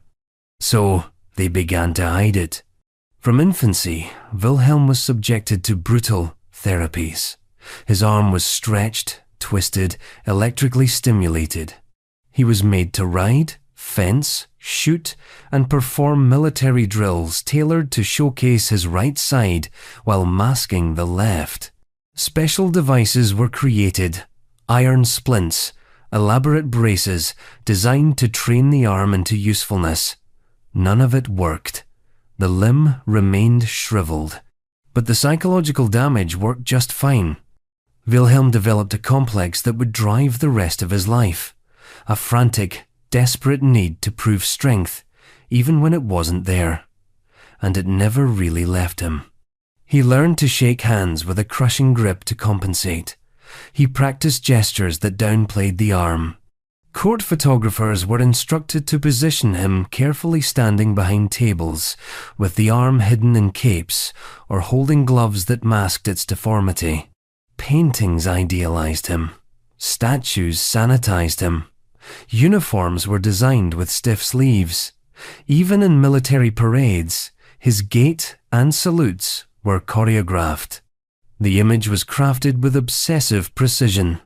Wilhelm the Strong, the warrior Kaiser, the Iron Monarch. But the truth was never far behind. Those closest to Wilhelm knew the real cost. His insecurities fed his vanity. His disability didn't humble him, it sharpened his pride into something brittle, combustible. He overcompensated constantly. Every conversation had to be dominated. Every challenge met with aggression. He was impulsive, defensive, and easily slighted. Psychologists today might call it narcissistic overcompensation. In his own time, people called it Wilhelm being Wilhelm. Even Queen Victoria, his grandmother and lifelong correspondent, remarked on the discrepancy. She adored him, but privately lamented his insecurity, his mood swings, his need to prove something to everyone, constantly. As he rose through the ranks of the Prussian court and German politics, Wilhelm became more than just an heir. He became a symbol of imperial Germany, bold, erratic, nationalistic. In 1888, the year of the three emperors, his father Frederick III died after only 99 days on the throne. Wilhelm, then 29, became Kaiser. It was a new Germany and a new opportunity for Wilhelm to perform the role he had been practicing his entire life. As emperor, Wilhelm ruled with the force of a man trying to outpace his own past. He threw himself into military ceremonies, wore uniforms obsessively, posed as supreme warlord of a rapidly growing empire.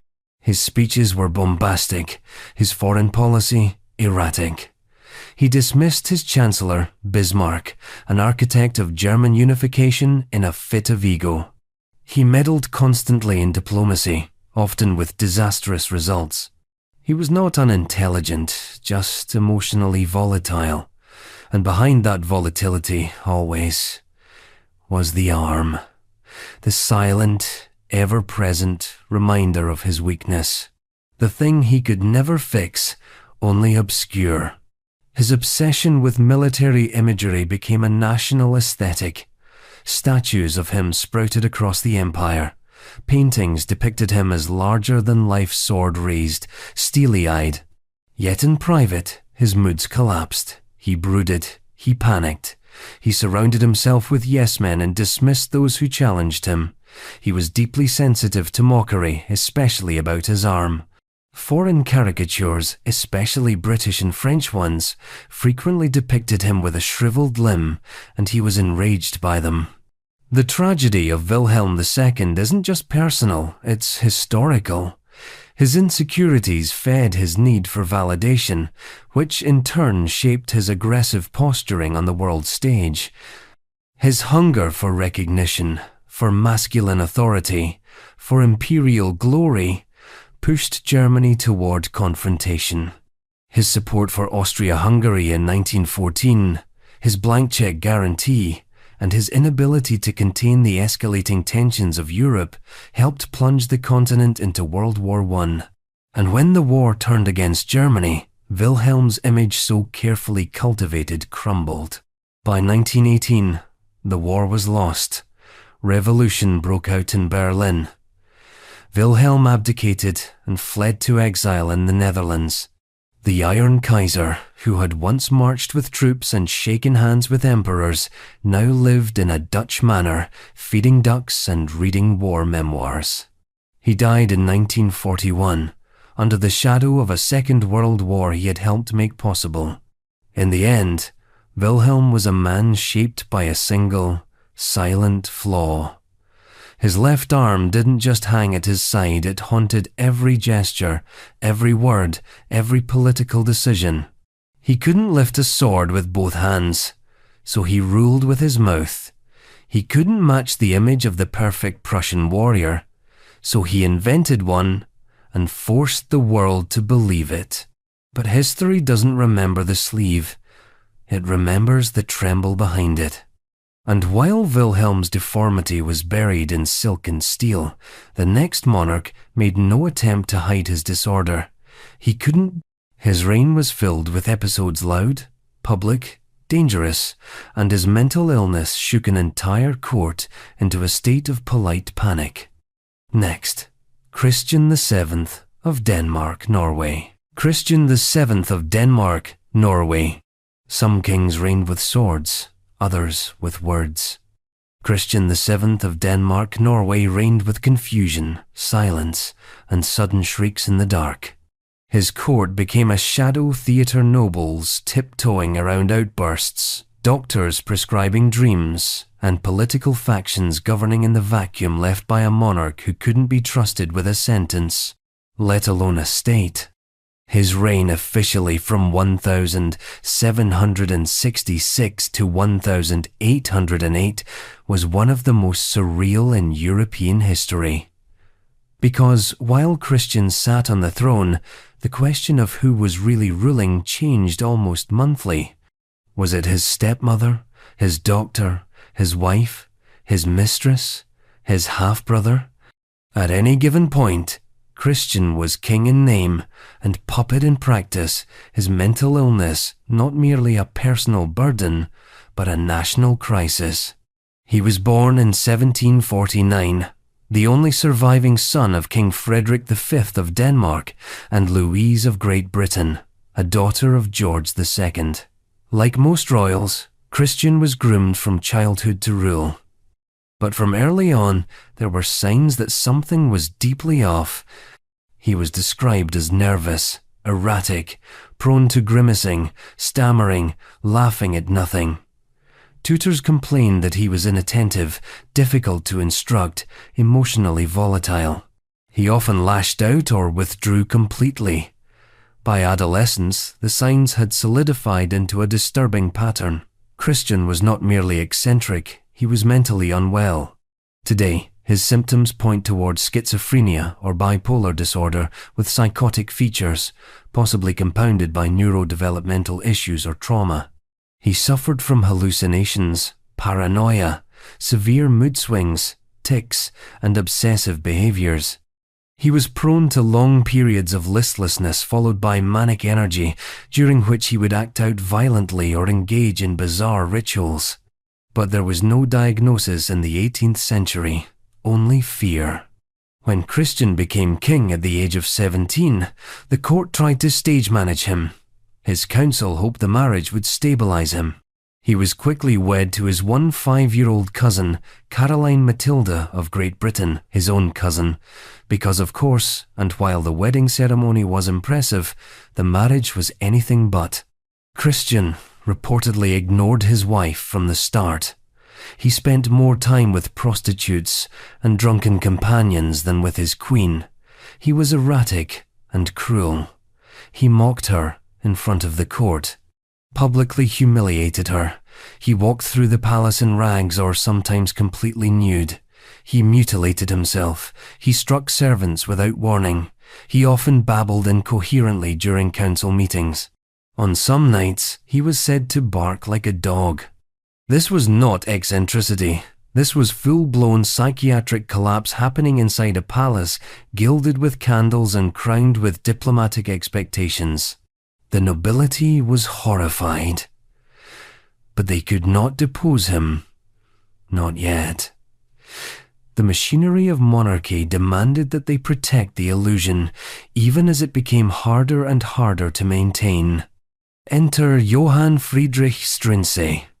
A German physician, Struensee was brought in to manage the king in 1768.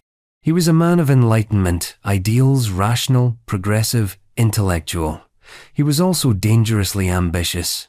At first, Struensee's effect on Christians seemed miraculous. The king calmed slightly, became more coherent. The hallucinations didn't vanish, but the rage softened. He began to sleep, eat, function, at least in a ceremonial capacity. Behind the scenes, Struensee was quietly assuming power. He became the king's personal physician, chief advisor, and eventually de facto regent. The king signed whatever he was told. In 2 years, Struensee pushed through over 1,000 reforms, abolishing torture, introducing press freedom, limiting noble privileges, reforming education and law. Enlightenment, at full speed. But this wasn't just a political story. It was also personal. Struensee was soon having an affair with Queen Caroline Matilda. It was open, scandalous, and known by everyone except Christian himself, or perhaps even him, depending on the day.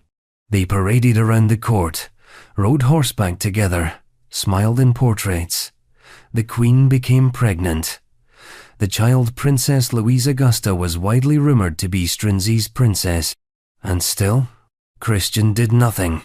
Whether he didn't know or didn't care is still debated. What's clear is that he no longer ruled in any meaningful sense. Denmark was now a kingdom ruled by a physician, a queen, and a mad king tucked behind silken curtains. But reform has enemies. In 1772, conservative forces struck back. A palace coup engineered by the Dowager Queen Juliana Maria and other nobles ended Struensee's regime violently.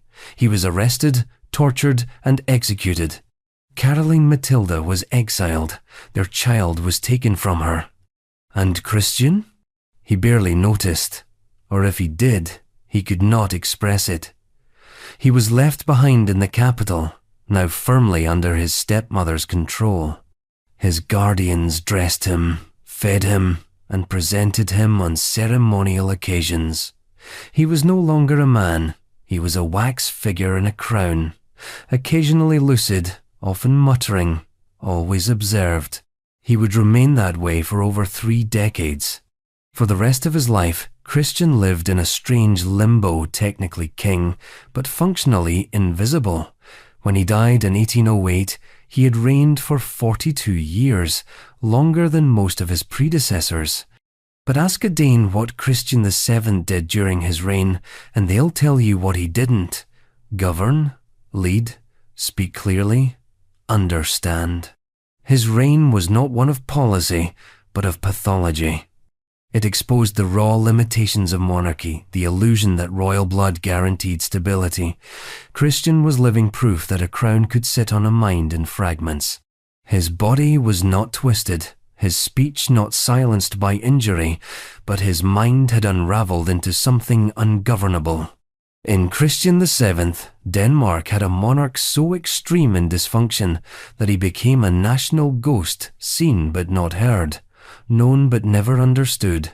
His reign was a whispered secret written in elegant script, signed by hands not his own. And where Christian's madness was cloaked in velvet, the next king's disease was quite literal: decay, limb by limb. A monarch whose flesh turned white, then numb, then dead, until the gloves came off, and history could no longer ignore what was rotting beneath. Next, Baldwin IV, the leper. Baldwin IV, the leper.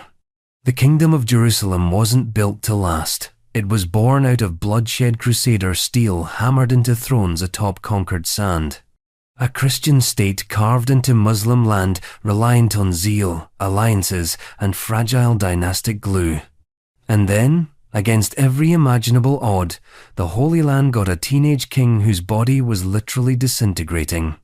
Baldwin IV of Jerusalem reigned from 1174 to 1185. History remembers him as the Leper King. That nickname wasn't a slur, it was a fact. Baldwin ruled a crusader kingdom while infected with one of the most stigmatized, misunderstood diseases of the medieval world. And not from afar, he rode into battle, led councils, outmaneuvered enemies while his nerves died, his skin cracked, and his extremities slowly turned to stone. Leprosy. Even today, the word carries weight, but in the 12th century, it was divine judgment made flesh, a visible mark of sin. The disease itself, known today as Hansen's disease, is caused by Mycobacterium leprae, a slow-acting bacteria that attacks the nerves, skin, and mucous membranes.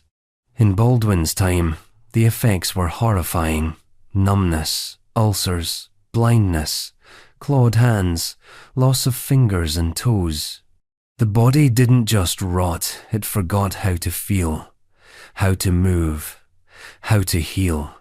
And yet, somehow, Baldwin IV ruled anyway. He was born in 1161, the only son of Amalric I, King of Jerusalem. As a child, Baldwin was active and intelligent, but around the age of 9, something strange happened. He injured his arm during rough play and didn't feel it. That numbness was a sign. His tutor, the famed historian and cleric William of Tyre, was the first to suspect the truth. The young prince had leprosy. Normally, that would have ended any royal career before it began, but Jerusalem in the 12th century didn't have that luxury. Succession was thin. Amalric had no other sons. So, when he died in 1174, 13-year-old Baldwin inherited the throne, diseased, yes, but crowned just the same. He was immediately cloaked in ceremony. To stabilize the fragile kingdom, a regency was established under Count Raymond III of Tripoli. Meanwhile, Baldwin began learning to rule a teenager now aware of the condition inside him and of the doom that awaited. Most lepers were exiled from society, sent to colonies or monasteries. But Baldwin was king. He had to lead despite the whispers, the growing disfigurement, the chronic fatigue, and the looming reality that his reign would end far too early. But here's where Baldwin's story sharpens. He didn't rule passively. By 1176, just 2 years after his coronation, Baldwin took up full kingship. He dismissed the regent and began asserting real political authority.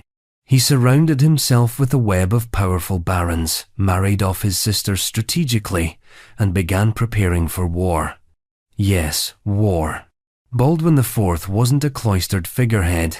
He rode out personally against Muslim forces, particularly the rising power of Saladin, Sultan of Egypt and Syria. In 1177, still just 16, Baldwin led the Christian forces in the Battle of Montgisard, and it wasn't a symbolic presence, he was at the front lines. Despite his worsening condition, his hands beginning to claw, his face pale and cracked, he commanded the army with skill and fury. Outnumbered by Saladin's forces nearly 5-1, the Kingdom of Jerusalem achieved a miraculous victory. The teenager in agony became a hero, a symbol, a myth in real time. Of course, myth has a cost.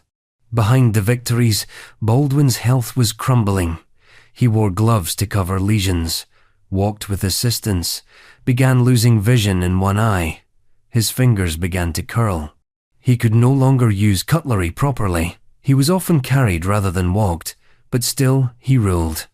The court became a fortress of silence around him. No one dared speak of his condition openly. Ceremonies continued as if his limbs weren't withering.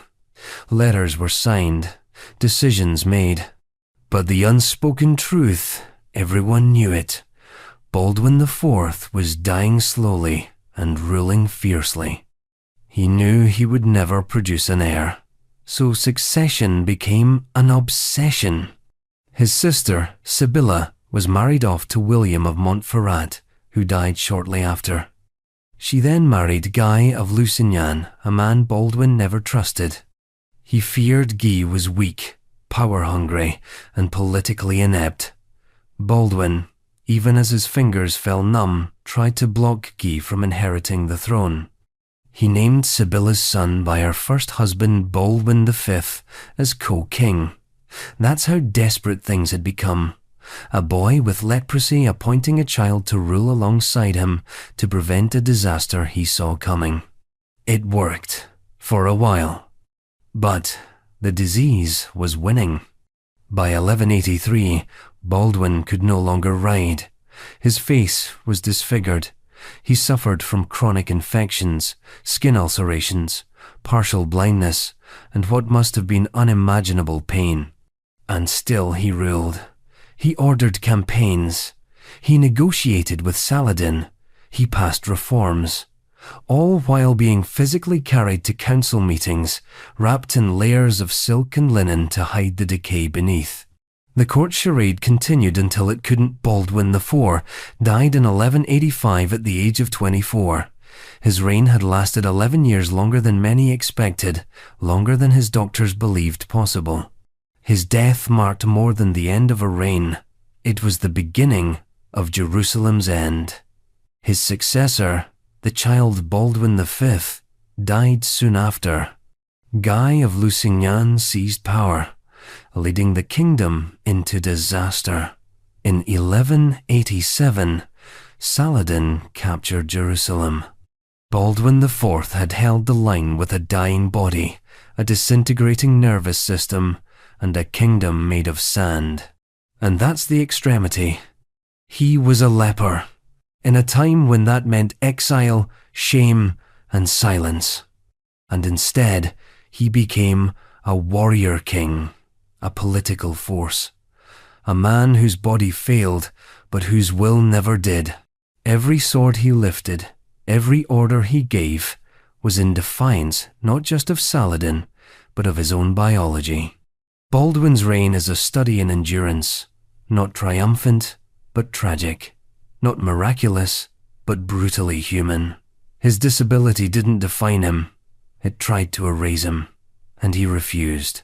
But while Baldwin wore gloves to conceal what was disappearing, the next emperor on our list had no such luxury. His deformity was inflicted not by illness, but by enemies. And when his nose was cut off and his face turned to ruin, he responded not with shame, but with gold. Next, Justinian II, Rhinote Metos. Justinian II, Rhinote Metos. Imagine being so hated, so violently rejected by your own empire, that when they finally caught you, they didn't just exile you, they disfigured you, mutilated you, made you unrecognizable. And then, just when they were certain you'd vanish from history, you came back, crowned again.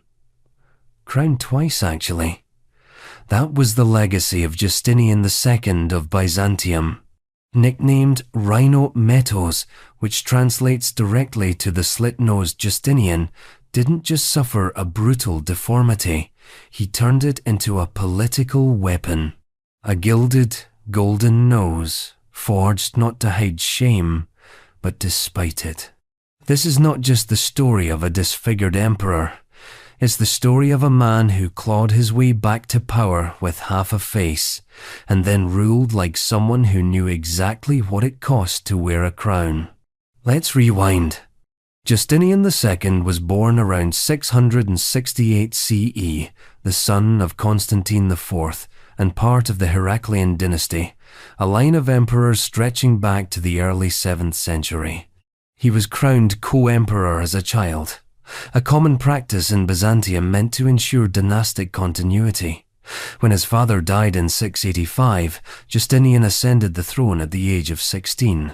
Young, ambitious, and fiercely intelligent, Justinian took power with an intensity that rattled the aristocracy. He was religious to the point of zealotry, politically aggressive, and economically heavy-handed.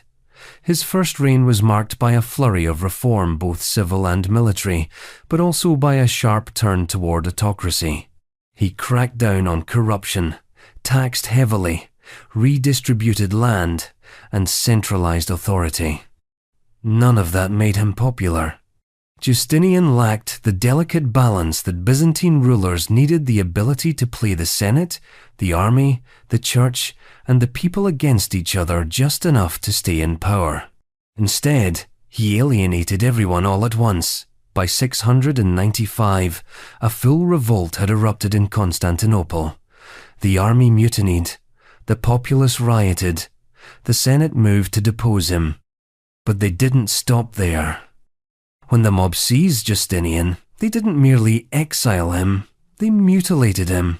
His nose was slit, cut off, or severely damaged, depending on the account. In the Byzantine world, physical perfection was deeply tied to imperial legitimacy. A mutilated body was considered unfit to rule. By disfiguring Justinian, his enemies believed they were permanently disqualifying him. You could exile a man and he might come back, but disfigure him? You were erasing him from the idea of kingship itself. It was symbolic, surgical, political violence with religious undertones. After the mutilation, Justinian was sent into exile in Cherson, a remote city in the Crimea. He lived there for years, watched, underestimated, and slowly burning with rage. This wasn't a man broken by trauma. This was a man biding his time. And then he did the unthinkable. He escaped. He rallied allies, most notably the Bulgar Khan Tervel, and returned to Byzantium with a small army in 705. The city was taken in a stunning coup. Justinian re-entered Constantinople by night, through a secret passage in the city's massive Theodosian walls. When dawn broke, he was emperor again. The court was stunned. The people were terrified. This was not the same Justinian. He returned with a face transformed, reportedly wearing a golden prosthetic nose crafted to replace what had been cut away. It wasn't subtle. It wasn't cosmetic. It was a statement. The emperor was back, and he had gilded his mutilation. That's what made Justinian II so extreme. He didn't hide his deformity. He elevated it. He made it part of his mythos, a ruler who had been flayed and returned in gold. Byzantine iconography, which had previously idealized emperors with youthful, symmetrical features, now had to reckon with a monarch who bore the mark of vengeance on his face. But with the comeback came the cruelty. Justinian's second reign, from 705 to 711, was defined by revenge. He unleashed purges on those who had deposed him, mutilated senators, and executed rivals. He ruled with a mixture of paranoia and fury. Diplomatically, he launched aggressive military campaigns, trying to restore Byzantine influence across the Balkans and Asia Minor. Some were successful. Many were not. His enemies feared him more than ever, but they also waited. In 711, another revolt rose, this time led by a general named Philippicus.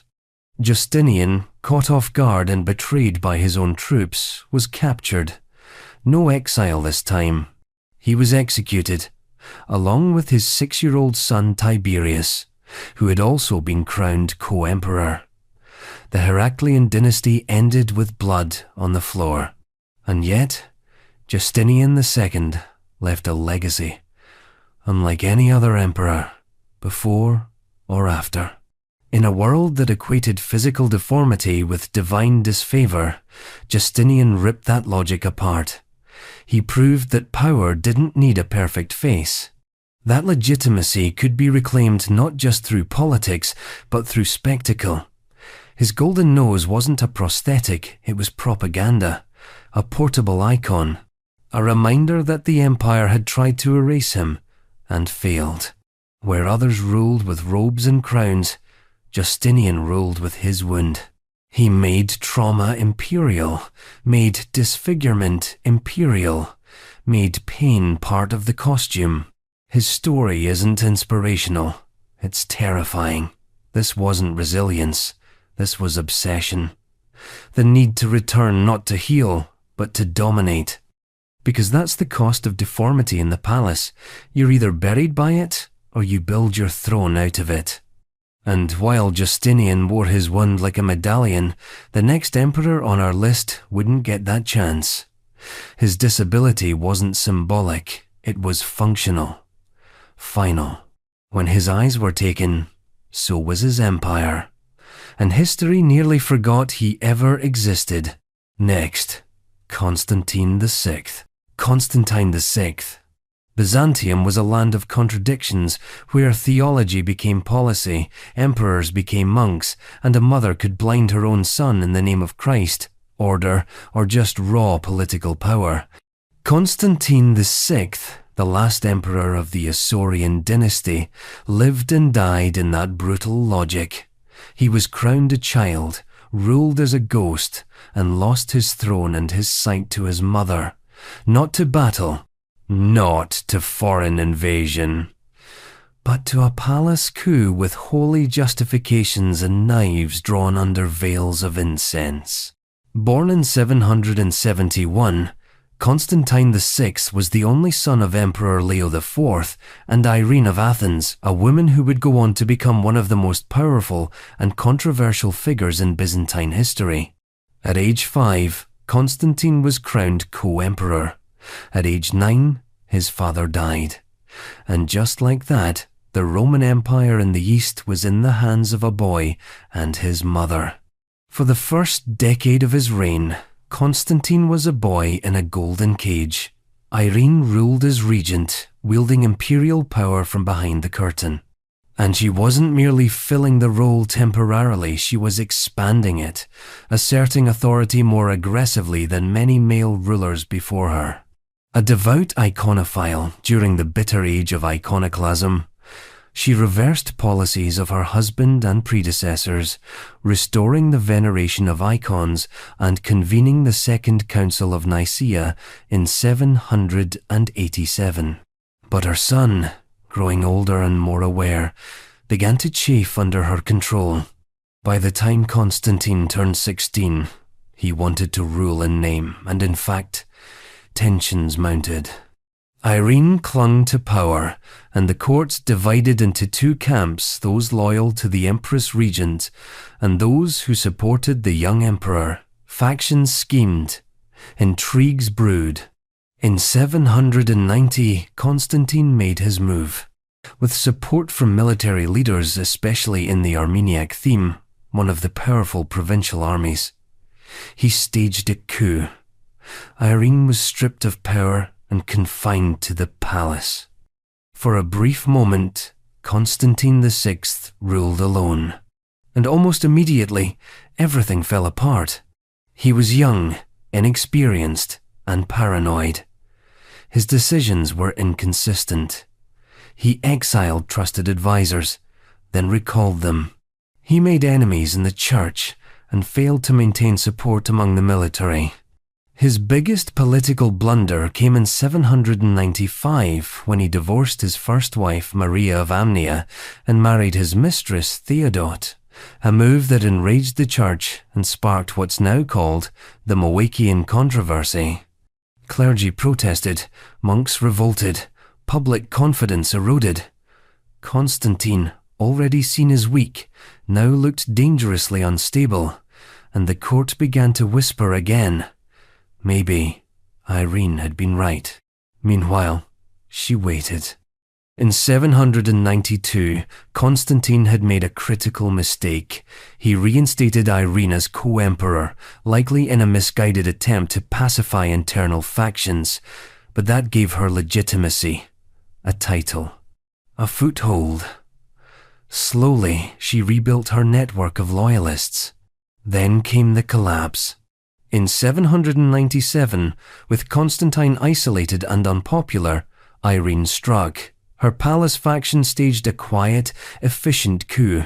Constantine was seized, imprisoned, and most notoriously blinded. It wasn't just a brutal gesture. In Byzantine law and culture, a blind man could not be emperor. Physical wholeness was considered a reflection of divine favor. Blinding was the political erasure of a person. And this wasn't a discrete punishment. According to some sources, the blinding was so violent that Constantine may have died shortly after from the wounds, or from shock. Others claim he lived for several more years, imprisoned, mutilated, and forgotten. But he was gone, in every way that mattered. Irene was now sole ruler of Byzantium, the first woman to rule the Roman Empire in her own right. She didn't rule as a regent or as a consort, she ruled as Basileus, the male form of emperor, not Basilissa.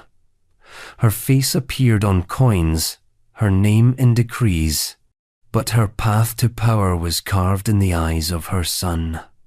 And that's where Constantine VI's legacy becomes so grotesquely extreme.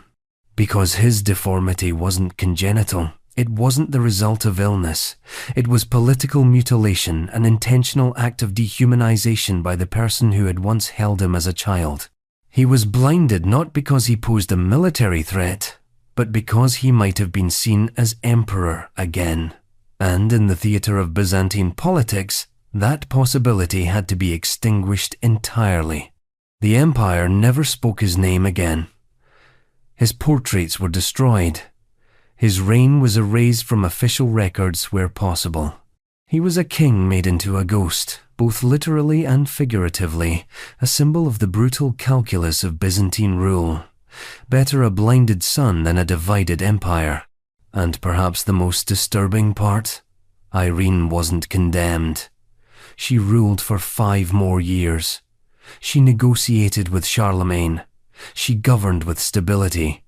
It wasn't until 802 that she was deposed herself by a court tired of the scandal, the gender controversy, and the lingering unease that came from remembering how she got the throne in the first place. Constantine VI's story is extreme not because of what he did, but because of what was done to him. He was a puppet king, briefly self-aware, then crushed the moment he moved to pull his own strings. His blinding wasn't just an act of political surgery. It was a message to every noble, general, and courtier. Legitimacy is a knife edge, and one wrong step can leave you unable to see forever. In the halls of Byzantium, golden and brutal, there was no space for weakness, and no room for the half-sighted. But if Constantine was blinded to keep him from ruling, the next monarch on our list descended into darkness from within. His eyes worked just fine. His mind? That was another story. Madness didn't strike him all at once, it came in waves. Long, catastrophic waves that threatened to drown an empire. Next, Philip V of Spain. Philip V of Spain. The Bourbon dynasty arrived in Spain trailing glory, grandeur, and the guillotine edge of French absolutism. But when Philip V became the first Bourbon king of Spain in 1700, what came with him wasn't just Versailles fashion and centralization reforms, it was something darker, something more internal. A mind like a cracked mirror, reflecting bursts of manic ambition, followed by endless corridors of despair. Philip V didn't just rule Spain, he unraveled inside it. Over the course of his long, turbulent reign, the king oscillated between moments of strategic brilliance and paralyzing psychological collapse. He wasn't merely a melancholic figure or a moody monarch. He was a sovereign drowning in depression, gripped by obsessive fears, manic insomnia, and episodes of profound detachment from reality. And he ruled for nearly 46 years. Born in 1683 at Versailles, Philip was the second son of the Grand Dauphin of France and the grandson of Louis XIV, the Sun King himself. He wasn't supposed to be a king of France or anywhere else. But in 1700, the childless Charles II of Spain died, leaving a crumbling empire and no heir. His will named Philip as successor. With this, the Spanish Habsburg line ended and the Bourbon dynasty began. It also triggered the War of the Spanish Succession, a full-blown continental conflict that turned Europe into a chessboard soaked in gunpowder. But while armies clashed and diplomats schemed, young Philip, barely 17, took the throne in Madrid. He was inexperienced, shy, and visibly uncomfortable in public. Almost immediately, the signs of instability began to emerge. He hated travel, hated crowds, hated ceremony. He spoke little in court, and when he did, his words were often mumbled or incoherent. He had difficulty sleeping, sometimes going days without rest. He was often confused, paranoid, and obsessed with ritual cleanliness. His attendants reported long stretches of catatonia, during which the king would stare into space, unresponsive, as if locked in some inner echo chamber. But he could also swing in the opposite direction. In his manic phases, Philip was compulsively energetic pacing, writing letters through the night, issuing commands, then reversing them the next day. He would leap into military affairs with erratic enthusiasm, make impulsive diplomatic moves, then vanish from court for weeks, unable to face even his ministers. It wasn't just eccentricity, it was madness, visible and escalating. During the War of the Spanish Succession, 1714, Spain was being dismembered from all sides. Philip, despite his mental fragility, held on, partly due to French military support, partly due to the loyalty of some Spanish factions, and, partly ironically, because his unpredictable mind made him impossible to manipulate entirely. After the Treaty of Utrecht in 1713, Philip retained the Spanish crown, but had to cede much of Spain's European territory. Italy, the Netherlands, and other holdings were carved away. What was left was a broken, exhausted empire, and a broken, exhausted king. Then things got stranger. In 1724, Philip suddenly abdicated in favor of his 6-year-old son, Louis I. He cited exhaustion and religious devotion. In truth, he may have been spiraling so badly he no longer felt capable of functioning. For a brief moment, Spain had a new king, and Philip retired to San Ildefonso Palace, muttering prayers, wrapped in obsessive rituals. But Louis died just 7 months later of smallpox, and Philip, barely stable, was forced back onto the throne. This is where the madness bloomed fully. Philip became deeply reclusive. His rituals grew more elaborate. He refused to change clothes for days. He feared being poisoned. He often demanded that his bedding, furniture, and food be handled in exact sequences. He suffered from echolalia, repeating the same words, phrases, or prayers for hours. He believed voices spoke to him through walls.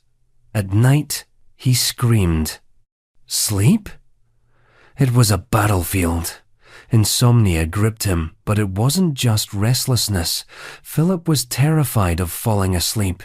He believed demons came to him in dreams. Sometimes he insisted on being touched constantly to prove he was alive.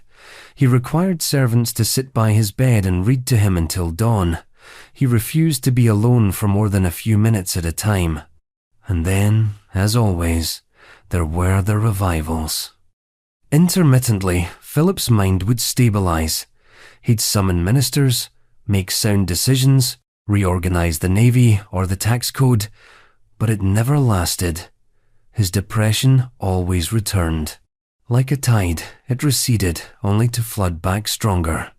His second wife, Elizabeth Farnese of Parma, became the de facto power behind the throne.